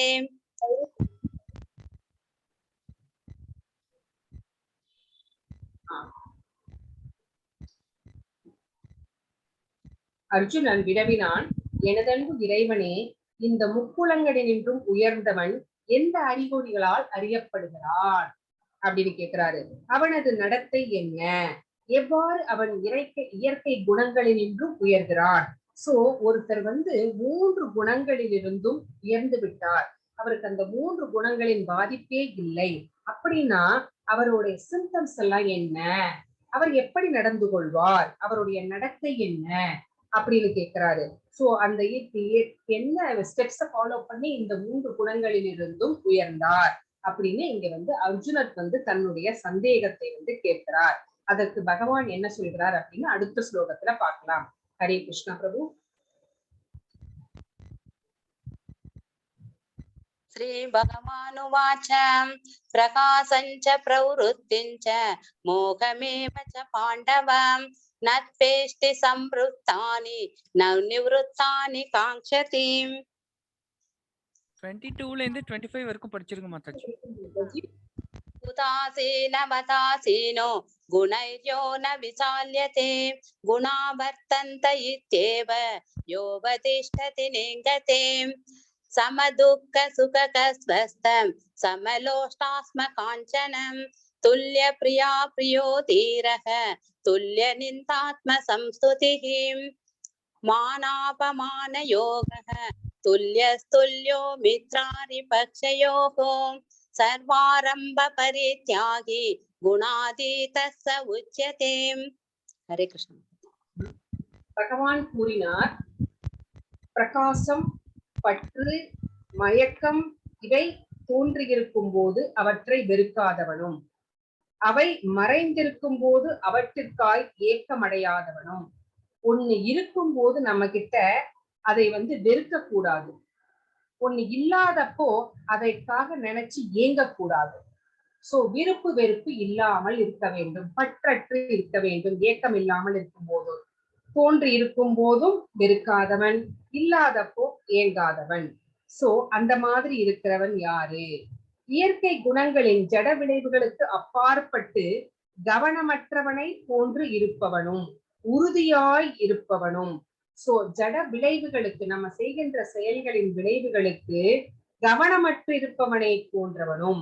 சோ அதுல வந்து ரொம்ப அவனை பார்த்தா வந்து எப்படி இருக்கும், எதுலையுமே வந்து பற்றில்லாதவனை போல ஒரு இந்த மாதிரி நிலைமைதான் இருக்கும். ஆனா வந்து அவன் ரொம்ப கவனமா தான் இருக்கிறான், இந்த 3 குணங்களிலும் மாட்டிக்கொள்ள கூடாது அப்படின்னு அவன் வந்து ரொம்ப பிரயத்தனம் தான் செய்கிறான்.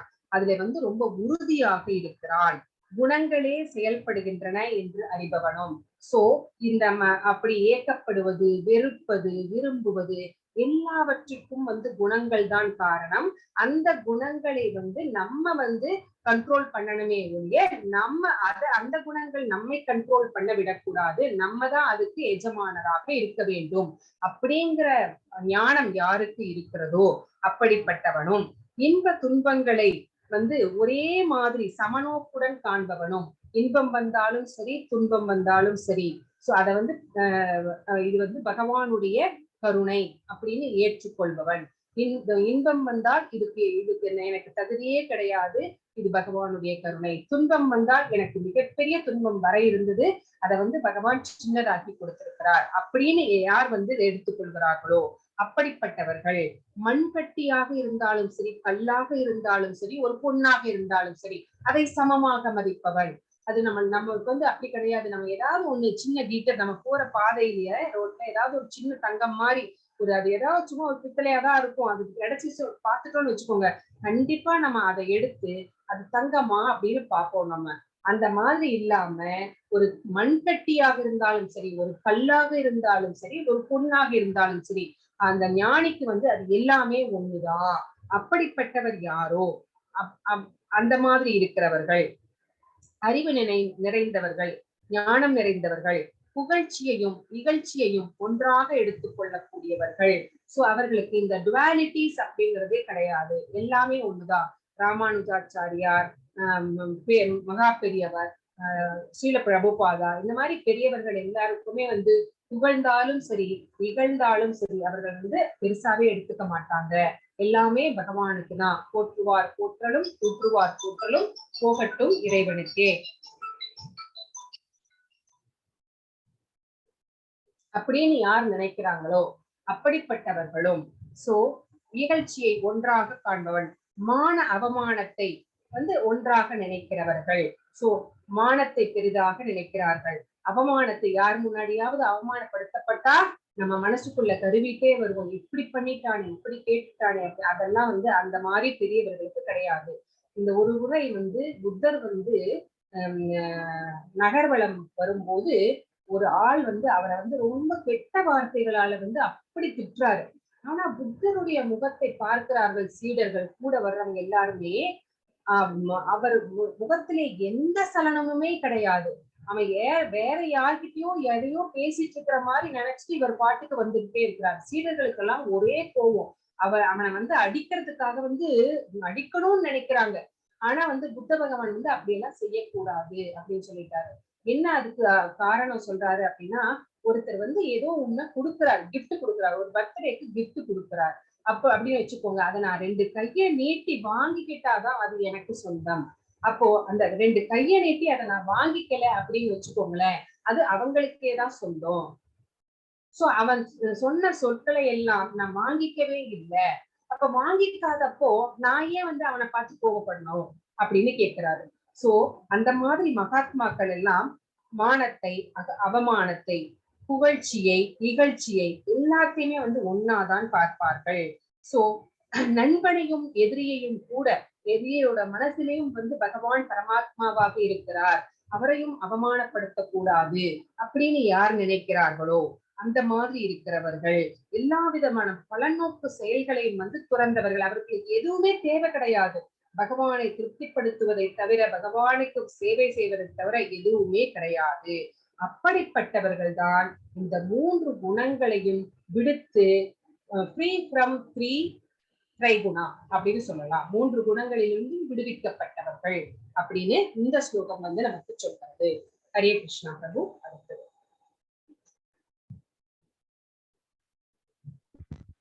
மாம்சயோ வியபிசாரேன பக்தி யோகேன சேவதே சகுணான் சமதித்யைதான் பிரம்ம பூயாய கல்பதே. ஹரே கிருஷ்ணா.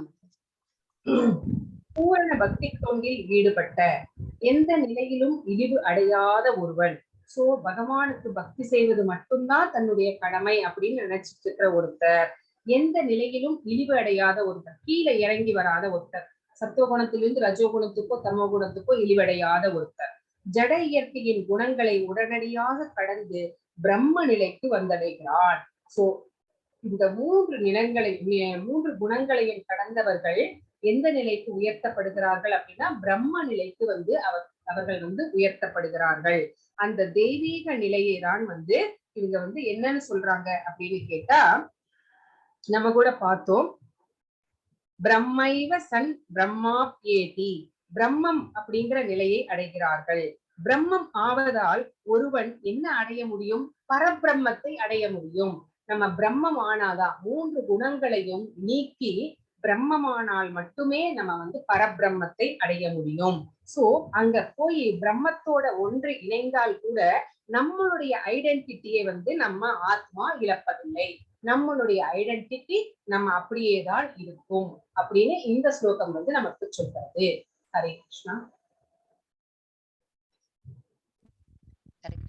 பிரம்மணோ ஹி பிரதிஷ்டாஹம் அம்ருதஸ்யாவ்யயஸ்ய ச சாஸ்வதஸ்ய ச தர்மஸ்ய சுகஸ்யைகாந்திகஸ்ய ச.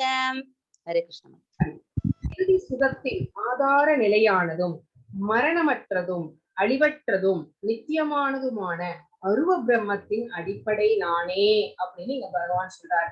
அருவ பிரம்மத்தை வழிபடுவதனால பகவானை அடைய முடியாது, அதுக்கப்புறமும் பக்தி தொண்டு செய்தால் மட்டுமே அடைய முடியும் அப்படின்னு சொன்னாரு.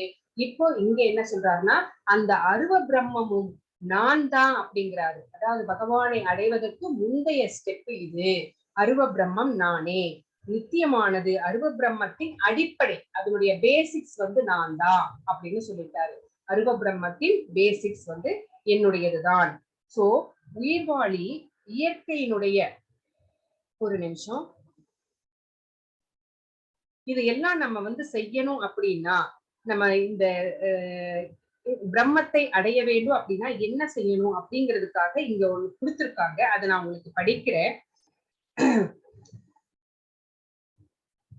ஆன்மீக குருவனுடைய சரணடைந்து அவர் வந்து நம்மளுக்கு சொல்லித் தர்றது என்ன அப்படின்னு இங்க சொல்லியிருக்காங்க.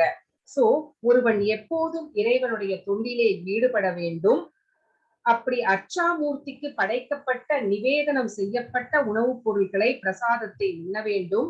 இறைவனது பாத கமலங்களில் சமர்ப்பிக்கப்பட்ட மலல்களை நுகர வேண்டும். இறைவன் தமது தெய்வீக லீலைகளை நடத்தவிய இடங்களுக்கு, அதாவது திவ்ய தேசங்கள் மாதிரி இடங்களுக்கு நாம் போய் பகவானை தரிசிக்க வேண்டும். இறைவனுடைய லீலைகளை, பல்வேறு லீலைகளை வந்து ஸ்கிரிப்சர்ஸ் மூலமா நம்ம படிக்க வேண்டும். அவர்களுடைய பக்தர்களுடைய சத்சங்கத்திலே இருக்க வேண்டும். சதா சர்வ காலமும் ஹரே கிருஷ்ண கிருஷ்ண கிருஷ்ண ஹரே ஹரே, ஹரே ராம ராம ராம ஹரே ஹரே அப்படிங்கிற அந்த மகாமந்திரத்தை ஜபிக்க வேண்டும். சோ இறைவன் மற்றும் அவருடைய பக்தர்களுடைய தோற்றம் மற்றும் மறைவு நாள் இதெல்லாம் வரும்போது நம்ம வந்து விரதம் அனுஷ்டிக்க வேண்டும். இங்க வந்து ஒரு இது இருக்கு, அவங்களுடைய ஹெல்த் இஷ்யூஸ் இருக்கிறவங்க அதுக்கேத்த மாதிரி இருந்துக்கலாம். எல்லாருமே வந்து ஏகாதசி விரதம் இருக்க முடியுமா அப்படின்னு கேட்டா கொஞ்சம் முடியாது. இப்ப டயபெட்டிக் பேஷன்ஸ் எல்லாம் இருப்பாங்க. அந்த மாதிரி இருக்கிறவங்க அவங்களுடைய ஹெல்த்துக்கு தகுந்த மாதிரி அவங்க வந்து இருந்துக்கலாம். மற்றவர்கள் பொதுவாக நார்மல் பீப்புளுக்கு இந்த மாதிரி தினங்கள்ல வந்து விரதம் அனுஷ்டிக்க வேண்டும்.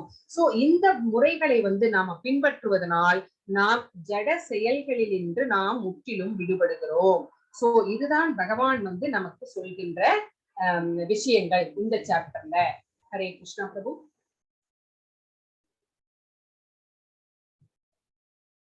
இது வந்து நீங்க புக்ஸ் எல்லாம் வாங்கணும்னா எப்படி வாங்கணும் அப்படின்னு நான் ஆல்ரெடி வந்து சொல்லிட்டேன். இங்க ஒவ்வொரு புக்கினுடைய விலையும் கொடுத்திருக்காங்க, ஜபமாலை கொடுத்திருக்காங்க. இதெல்லாம் இந்த லிங்க்குக்கு போய் நீங்க வந்து ஆர்டர் பண்ணி வாங்கிக்கலாம். ஆர்டர் பண்ணி ஒன் வீக் ஆகும் அவங்க வந்து உங்களுக்கு அனுப்புறதுக்காக. எந்த லாங்குவேஜ்ல வேணும்னாலும் நீங்க செலக்ட் பண்ணி வாங்கிக்கலாம். உங்களுக்கு தேவைப்பட்டா வாங்கிக்கோங்க, இல்லைன்னா உங்களுக்கு இ புக் இருக்கு இல்லையா, அதுல படிச்சுக்கோங்க. ஹரே கிருஷ்ணா. நீங்க அடுத்த லெவலுக்கு போகிறதுக்கு தயாரா இருக்கீங்களா அப்படின்னு வந்து இங்க கேக்குறாங்க.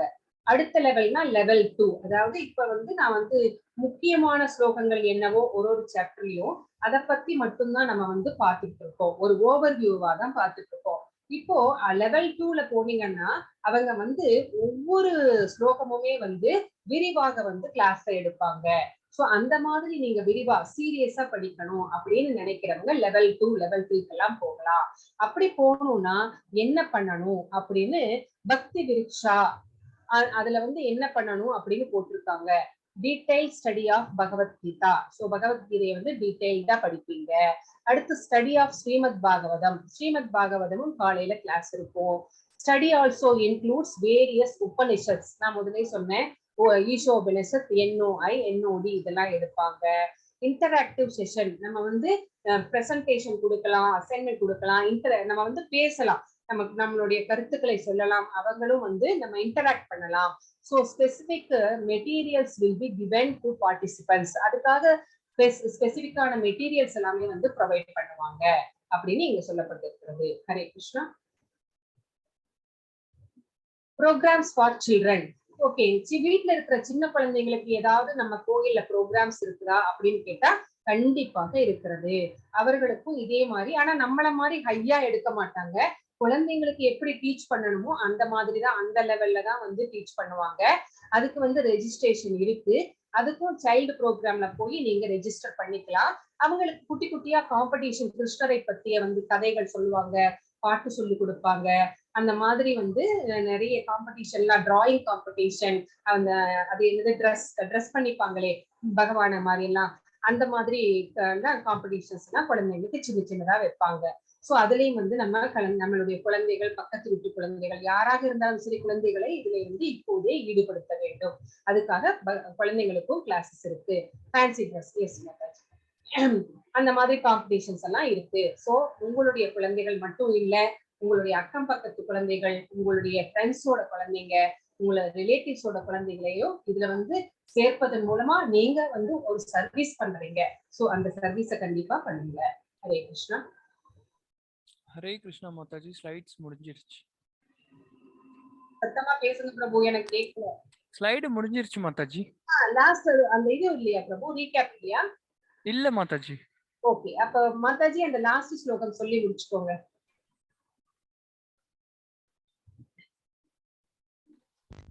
ஓம் தஸ்ய திதி ஸ்ரீமத் பகவத்கீதாசு உபனிஷத்சு பிரம்ம வித்யாயாம் யோகசாஸ்திரே ஸ்ரீ கிருஷ்ணார்ஜுன சம்வாதே குணத்ரய விபாக யோகோ நாம சதுர்தசோऽध्यायः. ஹரிஹி ஓம் தஸ்யத். ஸ்ரீ கிருஷ்ணார்ப்பணமஸ்து. ஹரே கிருஷ்ண மாதாஜி. நான் ஒரு விஷயம் உங்களோட பேசணும்னு நினைக்கிறேன். எப்பவுமே அந்த 8th சாப்டர்ல லாஸ்ட்ல தேவர்கள் இது எல்லாம் தேவி தேவர்களுடைய வழிபாடு அப்படின்னு வரும்போது கண்டிப்பா எனக்கு நிறைய கொஸ்டின்ஸ் வரும். இந்த தடவை அந்த மாதிரி கொஸ்டின்ஸ் வரும்னு தான் நான் எதிர்பார்த்துட்டு இருந்தேன். எனக்கு மட்டும் இல்ல, எப்பவுமே எல்லாத்துக்கும் அந்த சாப்டர் வரும்போது நிறைய கொஸ்டின்ஸ் வரும். சரிங்களா? இந்த தடவை வரவே இல்லையே நினைச்சுட்டே இருக்கும் போது நேத்து அந்த மாதிரியான ஒரு கொஸ்டின் வந்திருக்கு. அந்த மாதிரியான கொஸ்டின் அவங்களுக்கு மட்டும் சொல்லாம, நான் நேத்து கொஞ்சம் எங்க வீட்டுல கெஸ்ட், அதனால அவங்களுக்கு ஆன்சர் பண்ண முடியல. அதனால இப்ப சொன்னா அது உங்க எல்லாருக்குமே பயனுள்ளதாக இருக்கும் அப்படின்னு நினைச்சிட்டு நான் இப்ப அந்த கிளாஸ்ல நான் உங்களுக்கு சொல்றேன். இப்போ டெமிகாட் வர்ஷிப் அப்படிங்கிறது நம்மளுக்கு நமக்கு சின்ன குழந்தையில இருந்து நம்ம வீட்டுல பெரியவங்க எப்படி சொல்லி கொடுத்திருக்காங்க. பிள்ளையாரை கும்பிடணும், முருகரை கும்பிடணும், அம்பிகையை வழிபடணும், சிவனை வழிபடணும், அப்படிதான் சொல்லி கொடுத்திருக்காங்க. அவங்கதான் நம்மளுக்கு முழுமுதற் கடவுள் அப்படின்னு இத்தனை நாளும் நாம நினைத்து கொண்டிருந்தோம். ஆனா இப்போ இந்த கிளாஸஸ்க்கெல்லாம் வரும்போது பிரபு ஹரே கிருஷ்ணா. சொல்லுங்க மாதாஜி. ரெக்கார்டிங் ஸ்டாப் பண்ணிட்டீங்களா? இல்ல இன்னும் பண்ணல மாதாஜி. இருக்கட்டும் பிரபு, ஏன்னா எனக்கு இந்த இது எனக்கு தேவைப்படுது. அதனால ஓகே. ரெக்கார்டிங் ஸ்டாப் பண்ணல, ஷேரிங் மட்டும் ஸ்டாப் பண்ணிட்டேன். தேங்க்யூ பிரபு. அப்போ நம்மளுக்கு அப்படிதான் நம்ம பெரியவங்க எல்லாம் சொல்லி கொடுத்திருக்காங்க. இப்போ திடீர்னு இந்த டெமிகாட் வர்ஷிப் அப்படிங்கிறது நம்மளுக்கு ஒரு புது விஷயமாக தோணுகிறது. உங்களுக்கு எல்லாம் எப்படி தோணுச்சோ அதே மாதிரிதான் எனக்கும் தோணுச்சு. சோ எனக்கும் இந்த மாதிரி நிறைய கொஸ்டின்ஸ் எல்லாம் வந்தது.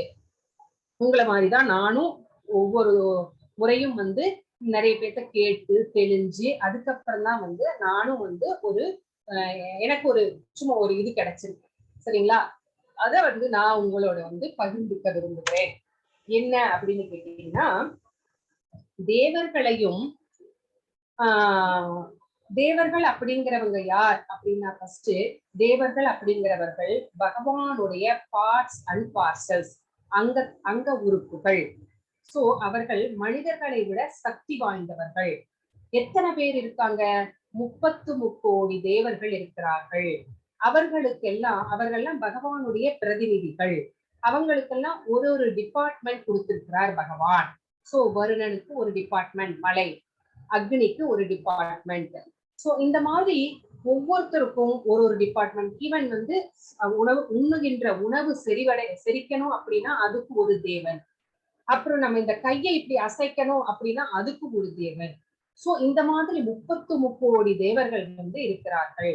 அதுல நம்மளுக்கு எத்தனை பேரை நம்மளுக்கு தெரியும்? ஒரு பேப்பர் பேனா எடுத்துட்டு நம்ம உட்கார்ந்து எழுதணும்னா ஒரு 10-20 பேரை கூட நம்மளுக்கு தெரியாது. சோ அந்த 10-20 பேர் அவங்களுடைய பெயர் கூட தெரியாதப்போ அவர்களை எப்படி வழிபட வேண்டும் அப்படிங்கிறதும் நமக்கு தெரியாது. அதுக்காக தான் வேதங்கள் என்ன சொல்கிறது அப்படின்னு பார்த்தோம் அப்படின்னா, 5 பேரை வழிபட சொல்கிறது வேதம். யார் அந்த 5 பேர் அப்படின்னு கேட்டா, விஷ்ணு, மகாவிஷ்ணு, சிவபெருமான், பார்வதி அம்பாள். அடுத்தது பிள்ளையாரை உப பிரதிநிதியாக வழிபட சொல்கிறது. இந்திரனை யாகத்தின் ரூபத்திலே வழிபட சொல்கிறது. சோ இந்த 5 பேர்த்தையும் தான் வேதம் வழிபட சொல்கிறது. சோ ஒவ்வொரு துறைக்கும் ஒரு அதிபதியாக பகவான் நியமித்து விட்டார். சோ இப்ப 5 பேரை மட்டும் வேதம் வழிபட சொல்கிறது. இந்த 5 பேரை வழிபட்டால் போதுமா அப்படின்னு கேட்டா, இவங்களுக்கு 33 கோடி தேவர்களை வழிபட வேண்டாமா அப்படின்னு கேட்டா வழிபடலாம், தப்பே கிடையாது. இந்த சனாதன தர்மத்திலே மட்டும் கிடையாது, இன்னும் கிரீக்ல, ஹீப்ரூல, இங்க எல்லாமே பார்த்தா கூட அங்கேயும் இந்த தேவர்கள் இருக்கிறார்கள். Lightning god, fire god, thunder god அப்படின்னு அங்கேயும் அவர்கள் இருக்கிறார்கள். சோ இது நமக்கு மட்டும் கிடையாது, எல்லாருக்குமே இருக்கிறது தான். சோ எங்கோ தவறு நடந்ததுனால நம்ம எல்லாம் என்ன பண்ணிட்டோம் அப்படின்னா, பகவான் பரமபுருஷரையும் இந்த தேவர்களையும் சமமா ஒரே பிளாட்ஃபார்ம்ல வச்சு பாக்குறோம். அதுதான் தப்பு அப்படின்னு சொல்றாங்க ஆச்சாரியர்களும் நம்மளுடைய ஸ்கிரிப்சர்ஸும் சொல்லுகிறது.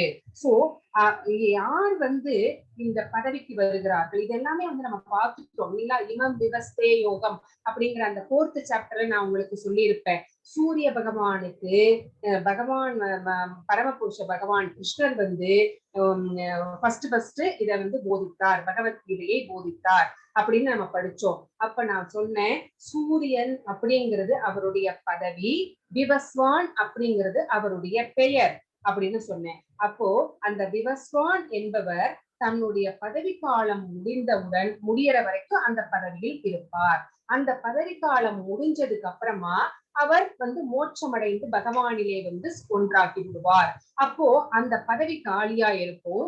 அப்ப பகவான் பார்ப்பார், அந்த யார் யோக்கியவானாக இருக்கிறார்களோ, யாருக்கு அந்த குவாலிட்டிஸ் எல்லாம் இருக்குதோ அப்படின்னு பார்ப்பார். சோ மனிதர்களிலே மிக உயர்ந்தவர்கள் யார், இந்த தகுதிகள் யாருக்காவது இருக்கிறதா அப்படின்னு பார்த்து அவரை சூரிய தேவனாக நியமிப்பார். இல்ல அப்படி யோக்கியவான் யாருமே இல்ல அப்படின்னா என்ன பண்ணுவார், பகவானே அந்த பதவியை அடுத்தது யார் ஒரு யோகியவான் கிடைக்கிறாரோ அது வரைக்கும் பகவானே அந்த பதவியை ஏற்றுக்கொள்கிறார். அப்போ என்ன பேர் அப்படின்னு கேட்டீங்கன்னா சூரிய நாராயண பெருமாள் அப்படின்னு பேரு. அதே மாதிரிதான் ஒரு இந்திரன் எடுத்துக்கோங்க. இந்திரராக யார் வர முடியும் அப்படின்னு கேட்டா யோக்கியமானவர்கள். 1000 அஸ்வமேத யாகங்களை யார் செய்திருக்கிறார்களோ அப்படிப்பட்ட ஒரு குணவான் தான் இந்திரன் அப்படிங்கிற அந்த பதவிக்கு வர முடியும். சோ அந்த மாதிரிதான் தேவர்கள் எல்லாருமே நியமிக்கப்படுகிறார்கள். அந்த மாதிரிதான் நம்முடைய எல்லா தேவர்களுமே, விநாயகர் பெருமானாகட்டும், முருகப் பெருமானாகட்டும், எல்லாருமே தேவர்கள் தான். சோ இவர்களையும் பகவானையும் ஒரே பிளாட்ஃபார்ம்ல வச்சு பார்க்க கூடாது, அது ரொம்ப தப்பு அப்படின்னு பகவத்கீதை சொல்வதன் மூலமாக நாம் இப்ப தெரிந்து கொண்டிருக்கிறோம். சோ இந்த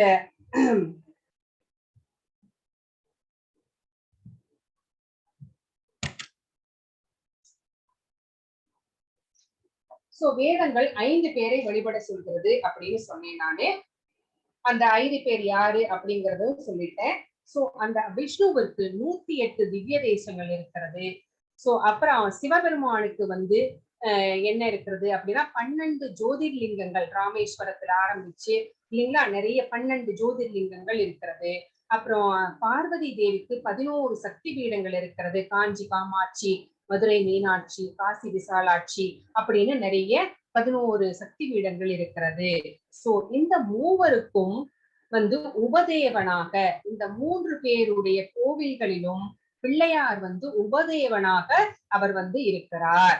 அப்போ இந்திரனை யாகம் செய்வதன் மூலமாக யாகத்தின் சுரூபமாக நாம் வழிபடுகிறோம் அப்படிங்கிறதும் இங்க சொல்லப்பட்டிருக்கிறது. சோ இந்த உபதேவருக்கு அப்படின்னு தொன்மையான கோவில்கள், அதாவது புராண காலத்திலிருந்து வருகின்ற கோவில்கள் இந்த உபதேவருக்கும் இந்த யாகமூர்த்தியான இந்திரனுக்கும் கிடையாது. ஒரே ஒரு கோவில் பிள்ளையாருக்கு இருக்கு, மகாராஷ்டிராவில வாதாவி அப்படிங்கிற இடத்துல இருக்கிற கோயில். அப்ப நம்ம நினைக்கலாம், ஏன் நிறைய இருக்கே பிள்ளையார் கோயில், ஏன் பிள்ளையார்பட்டி கோயில் இல்லையா அப்படின்னு கேட்டா, அது எல்லாமே ஒரு 100-200 வருடங்களுக்கு முன் தோன்றிய கோயில்கள். அவை தொன்மையான கோயில்கள், புராண காலத்திலிருந்து வருகின்ற கோயில்கள் அப்படின்னு ஸ்ரீமத் பகவத்கீதை சொல்லவில்லை அப்படின்னு நம்ம இங்க தெரிஞ்சுக்கிறோம். சோ இந்த மாதிரி நாம ராமாயணத்துல கூட விநாயகரை எப்படி வழிபடுகின்றோம் அப்படின்னா, விநாயகருக்கு விக்னேஸ்வரன் அப்படிங்கிற பேரு. விக்னம் அப்படின்னா என்ன, தடைகள், தடைகளை தகர்ப்பவர் அப்படின்னு நம்ம நினைச்சிட்டு இருக்கிறோம். ஆனால் தடைகளை தகர்ப்பவர் மட்டும் கிடையாது, அவர் தடைகளை உண்டாக்கவும் கூடியவர். அதாவது தடைகளை உண்டாக்கவும் முடியும் அவர்னால, தடைகளை தடுக்கவும் முடியும், ஏற்படாமல் செய்யவும் முடியும். அதுக்கு நான் எப்படி நம்ம ஈபிக்கு காசு கட்டல அப்படின்னா 2 மாசம் காசு கட்ட மறந்துட்டோம் அப்படின்னா அவன் கரண்ட் சப்ளை இருக்காது.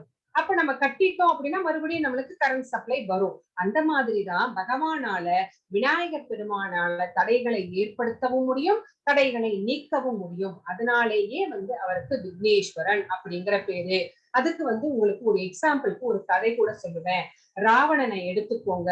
ராவணனுடைய அம்மா கைகேசி, அவங்களுக்கு ராவணனுடைய குணங்கள் எல்லாம் நன்றாக தெரிந்து விட்டது. ராவணனுக்கு ஒரு பலவீனம், பெண்கள் அப்படின்னாவே பலவீனம்.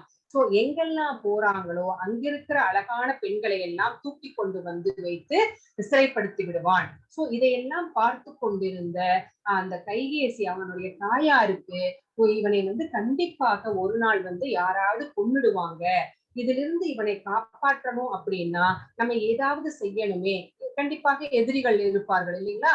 சோ அந்த மாதிரி எதிரிகள்னால இவன் சாகக்கூடாது அப்படின்னு நினைச்சு என்ன செய்யறாங்க, நீ ராவணா, நீ சிவபெருமானை வழிபட்டு அவரை எப்படியாவது திருப்திப்படுத்தி அவருடைய மனதிலே இருக்கின்ற ஆத்மலிங்கத்தை வாங்கி கொண்டு வா அப்படின்னு சொல்றாங்க. அதை வைத்து வழிபாடு செய்யலாம்.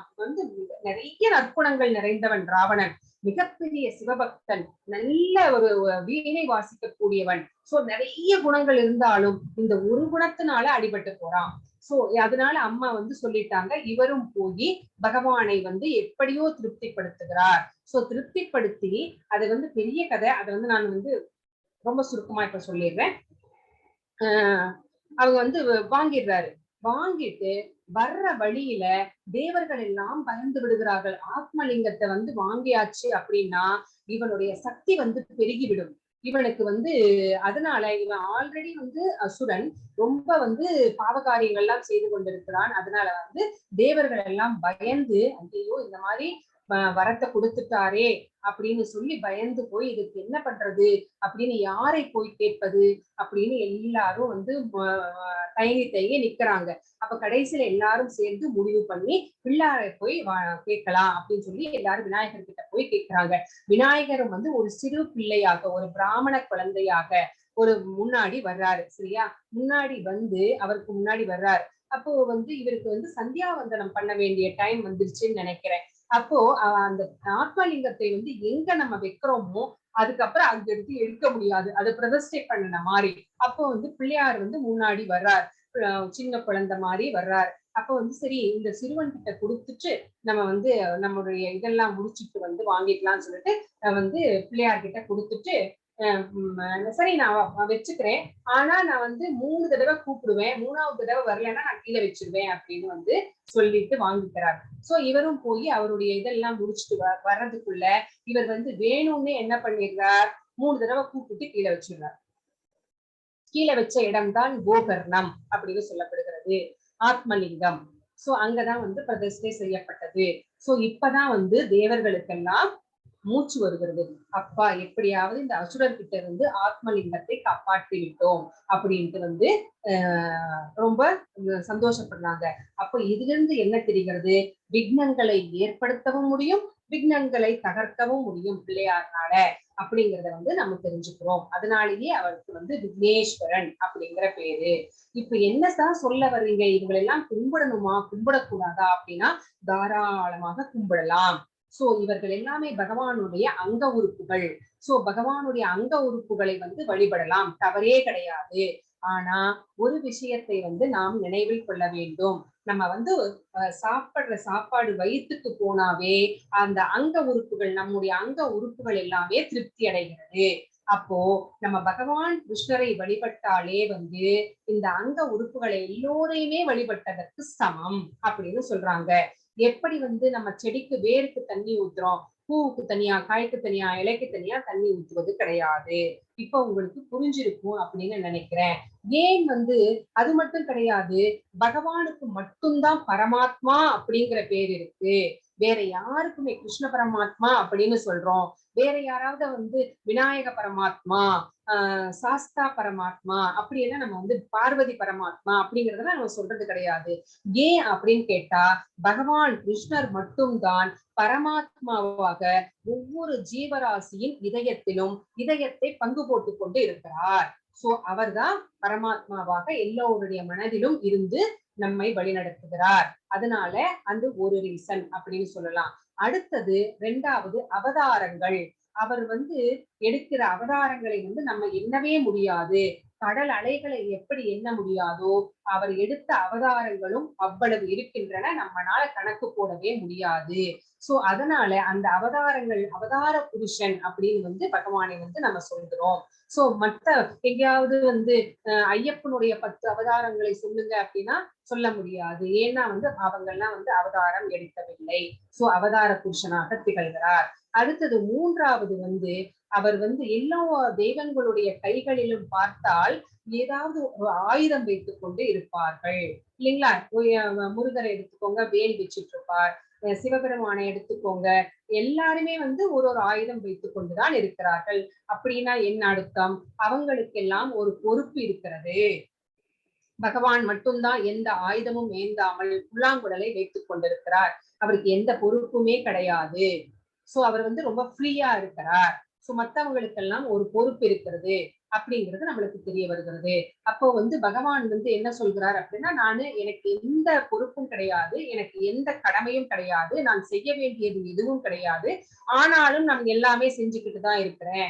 ஏன் அப்படின்னு கேட்டா, என்ன பார்த்துட்டு என்னுடைய பக்தர்கள் எதுவுமே செய்யாம கிருஷ்ணரே ஒண்ணும் செய்யல, நாங்க ஏன் செய்யணும் அப்படின்ட்டு இருந்துடக்கூடாது அப்படிங்கிறதுக்காக நான் எல்லா காரியங்களும் செய்து கொண்டிருக்கிறேன். ஆனா பகவான் எப்படி செய்யறார் அப்படின்னா, அவருடைய சக்தியின் ஒரு துளி போதும், ஒரு பொறி போதும் இந்த அண்ட பிரபஞ்சங்கள் அனைத்தையும் நிலைநிறுத்துவதற்கு. சோ அவருடைய அந்த சின்ன சக்தியே, அணுவளவு சக்தியே போதும் அப்படின்னு சொல்றாரு. அப்ப சிவபெருமான் கேட்கிறாரு, அப்ப மத்த சக்திகளை எல்லாம் வச்சுட்டு என்ன பண்றீங்க அப்படின்னு கேட்கிறாரு. அப்ப அவர் என்ன சொல்றாருன்னா, நான் கோப கோபியர்களுடன் விளையாடி கொண்டிருக்கிறேன், அந்த சக்திகளை எல்லாம் வைத்துக் கொண்டு. அந்த வனத்திலே ஆடுகள் மாடுகளை பசுக்களை மேய்த்து கொண்டிருக்கிறேன் அப்படின்னு சொல்றாரு. நிஜமாகவே அப்படிதான் சொல்றாரு. ஏன்னா சைத்தன்ய சரிதாமிரதத்துல நாங்க படிச்சோம். அதான் அந்த சக்திகளை எல்லாம் வைத்துக் கொண்டு என்ன செய்கிறீர்கள் அப்படின்னு கேட்டா, அதுதான் பண்ணிட்டு இருக்கிறேன் அப்படிங்கிறார். ரொம்ப சந்தோஷமா கோப கோபியர்களுடன் சந்தோஷமா இருக்கிறேன் அப்படின்னு பகவான் சொல்றாரு. சோ இது 3வது ரீசன். அடுத்து இன்னொரு ரீசன் என்ன அப்படின்னா, பகவான்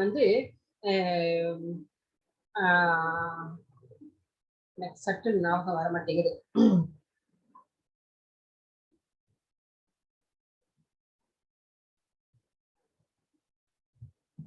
ஞாபகம் வரும்போது சொல்றேன். இதுதான் நம்ம டெமிகாட் வர்ஷிப்புக்கும் பகவானுடைய வர்ஷிப்புக்கும் உள்ள டிஃபரன்ஸ். சோ இந்த ரீசன்ஸ்னாலதான் நம்மளை நம்மளுடைய பக்தி பூரணமாக இருக்க வேண்டும், முழுமை அடைய வேண்டும்.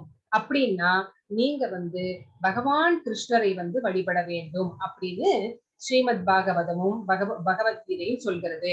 அந்த அந்த இந்த ஸ்லோகம் படிச்சிருப்பீங்க, சரணாகதி தத்துவத்தை சொல்கின்ற 18.66ல சர்வதர்மான் பரித்யஜ மாமேகம் சரணம் பிரஜ அகம் துவாம் சர்வ பாவேப்யோ மோக்ஷயிஷ்யாமி மா சூசக அப்படின்னு சொல்கிறது. எல்லா விதமான தர்மங்களையும் விட்டுவிட்டு அர்ஜுனா, நீ என்னிடம் மட்டுமே சரணடைவாயாக, உன்னை எல்லா பாவ விளைவுகளிலிருந்தும் நான் விடுவிக்கின்றேன், பயப்படாதே அப்படின்னு பயங்கரமா கேரண்டியே தர்றார். இந்த மாதிரி யாராவது ஒரு கடவுள் கேரண்டி தர்றாரா அப்படின்னு கேட்டா இல்லை அப்படின்னு தான் சொல்லணும். எல்லா விதமான தர்மங்களையும் விட்டுவிட்டு என்னிடம் மட்டுமே சரணடை அர்ஜுனா அப்படின்னு சொல்லிட்டாரு. சோ இந்த மாதிரியான ஒரு சரணாகதி ஸ்லோகத்தை பகவான் நமக்கு கேரண்டியா கொடுத்திருக்கிறார் அப்படின்னு நம்ம தெரிஞ்சுக்கிறோம். சோ நம்ம என்ன பண்ணணும் அப்படின்னா, நம்மளுடைய பக்தி பூரணம் அடைய வேண்டும் அப்படின்னா, நம்ம என்ன சாமியெல்லாம் நம்ம வழிபட்டு கொண்டிருக்கிறோமோ அதே தெய்வங்களை வழிபடலாம். ஆனா நம்ம அவர்களிடம் என்ன வேண்டணும் அப்படிங்கிறதுதான் நான் சொல்றது என்ன அப்படின்னா, எங்களுக்கு கிருஷ்ண பக்தியே கொடுங்க. பிள்ளையார்கிட்டையும் போய் வேண்டிக்கோங்க, அவருக்கு செய்ய வேண்டிய மரியாதைகள், அவருக்கு செய்ய வேண்டிய பிரார்த்தனைகள் எல்லாமே செய்யுங்க. ஆனா அவர்கிட்ட கிருஷ்ண பக்தியை வேண்டி பெற்றுக்கொள்ள வேண்டும். முருகரிடமும் அதேதான் செய்ய வேண்டும். நம்ம அம்பாள் கிட்டையும் சரி, யாருகிட்டையும் சரி. அம்பாளுக்கு ஒரு தடவை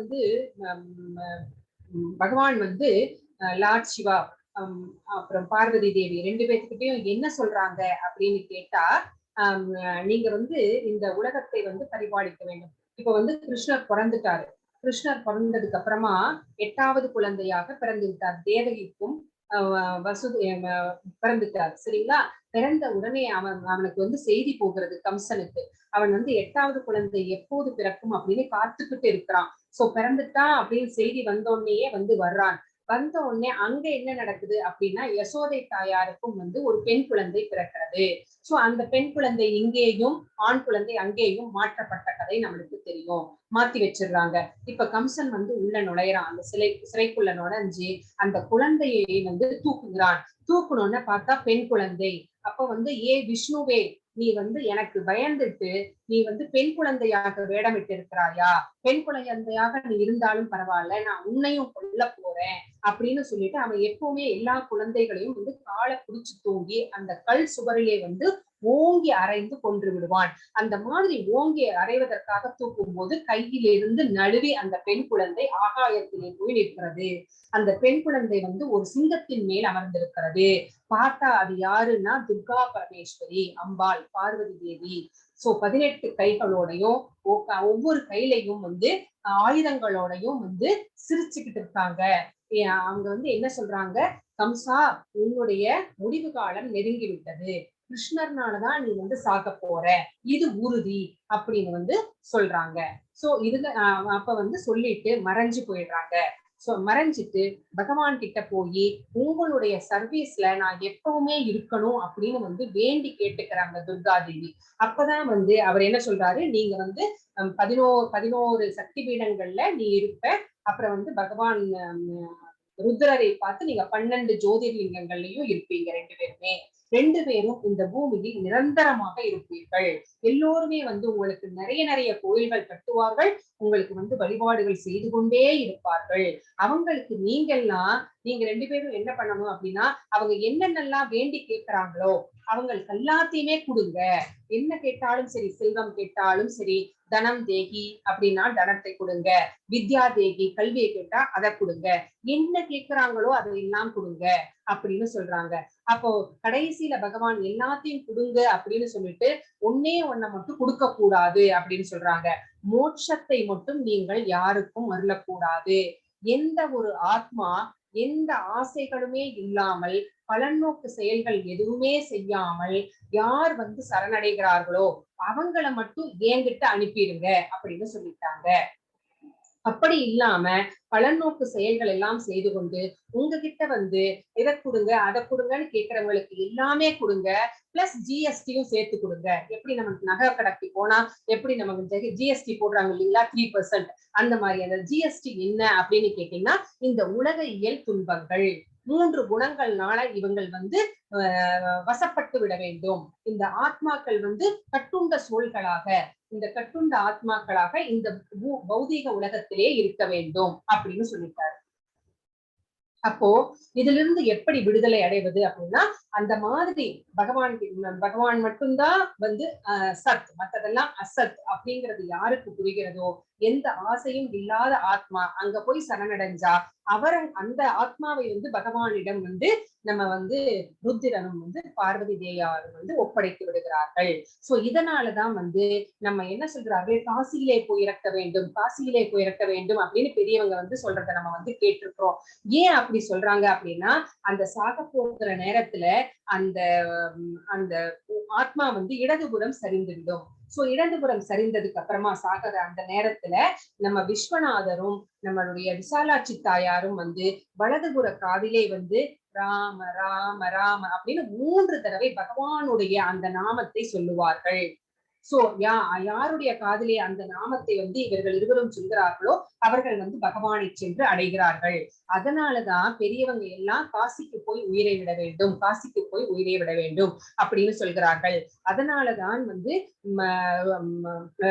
சிவபெருமானுடைய அந்த நாம ஸ்மரணை என்னவாக இருக்கிறது அப்படின்னா, மிகப்பெரிய விஷ்ணு பக்தர் அவர் சிவபெருமான். எந்நேரமும் அவருடைய மனதிலே ராமநாம ஸ்மரணை மட்டுமே தான் ஓடிக்கொண்டே இருக்கிறது அப்படின்னு பார்வதி தேவிக்கு சிவபெருமான் சொல்கிறார். அந்த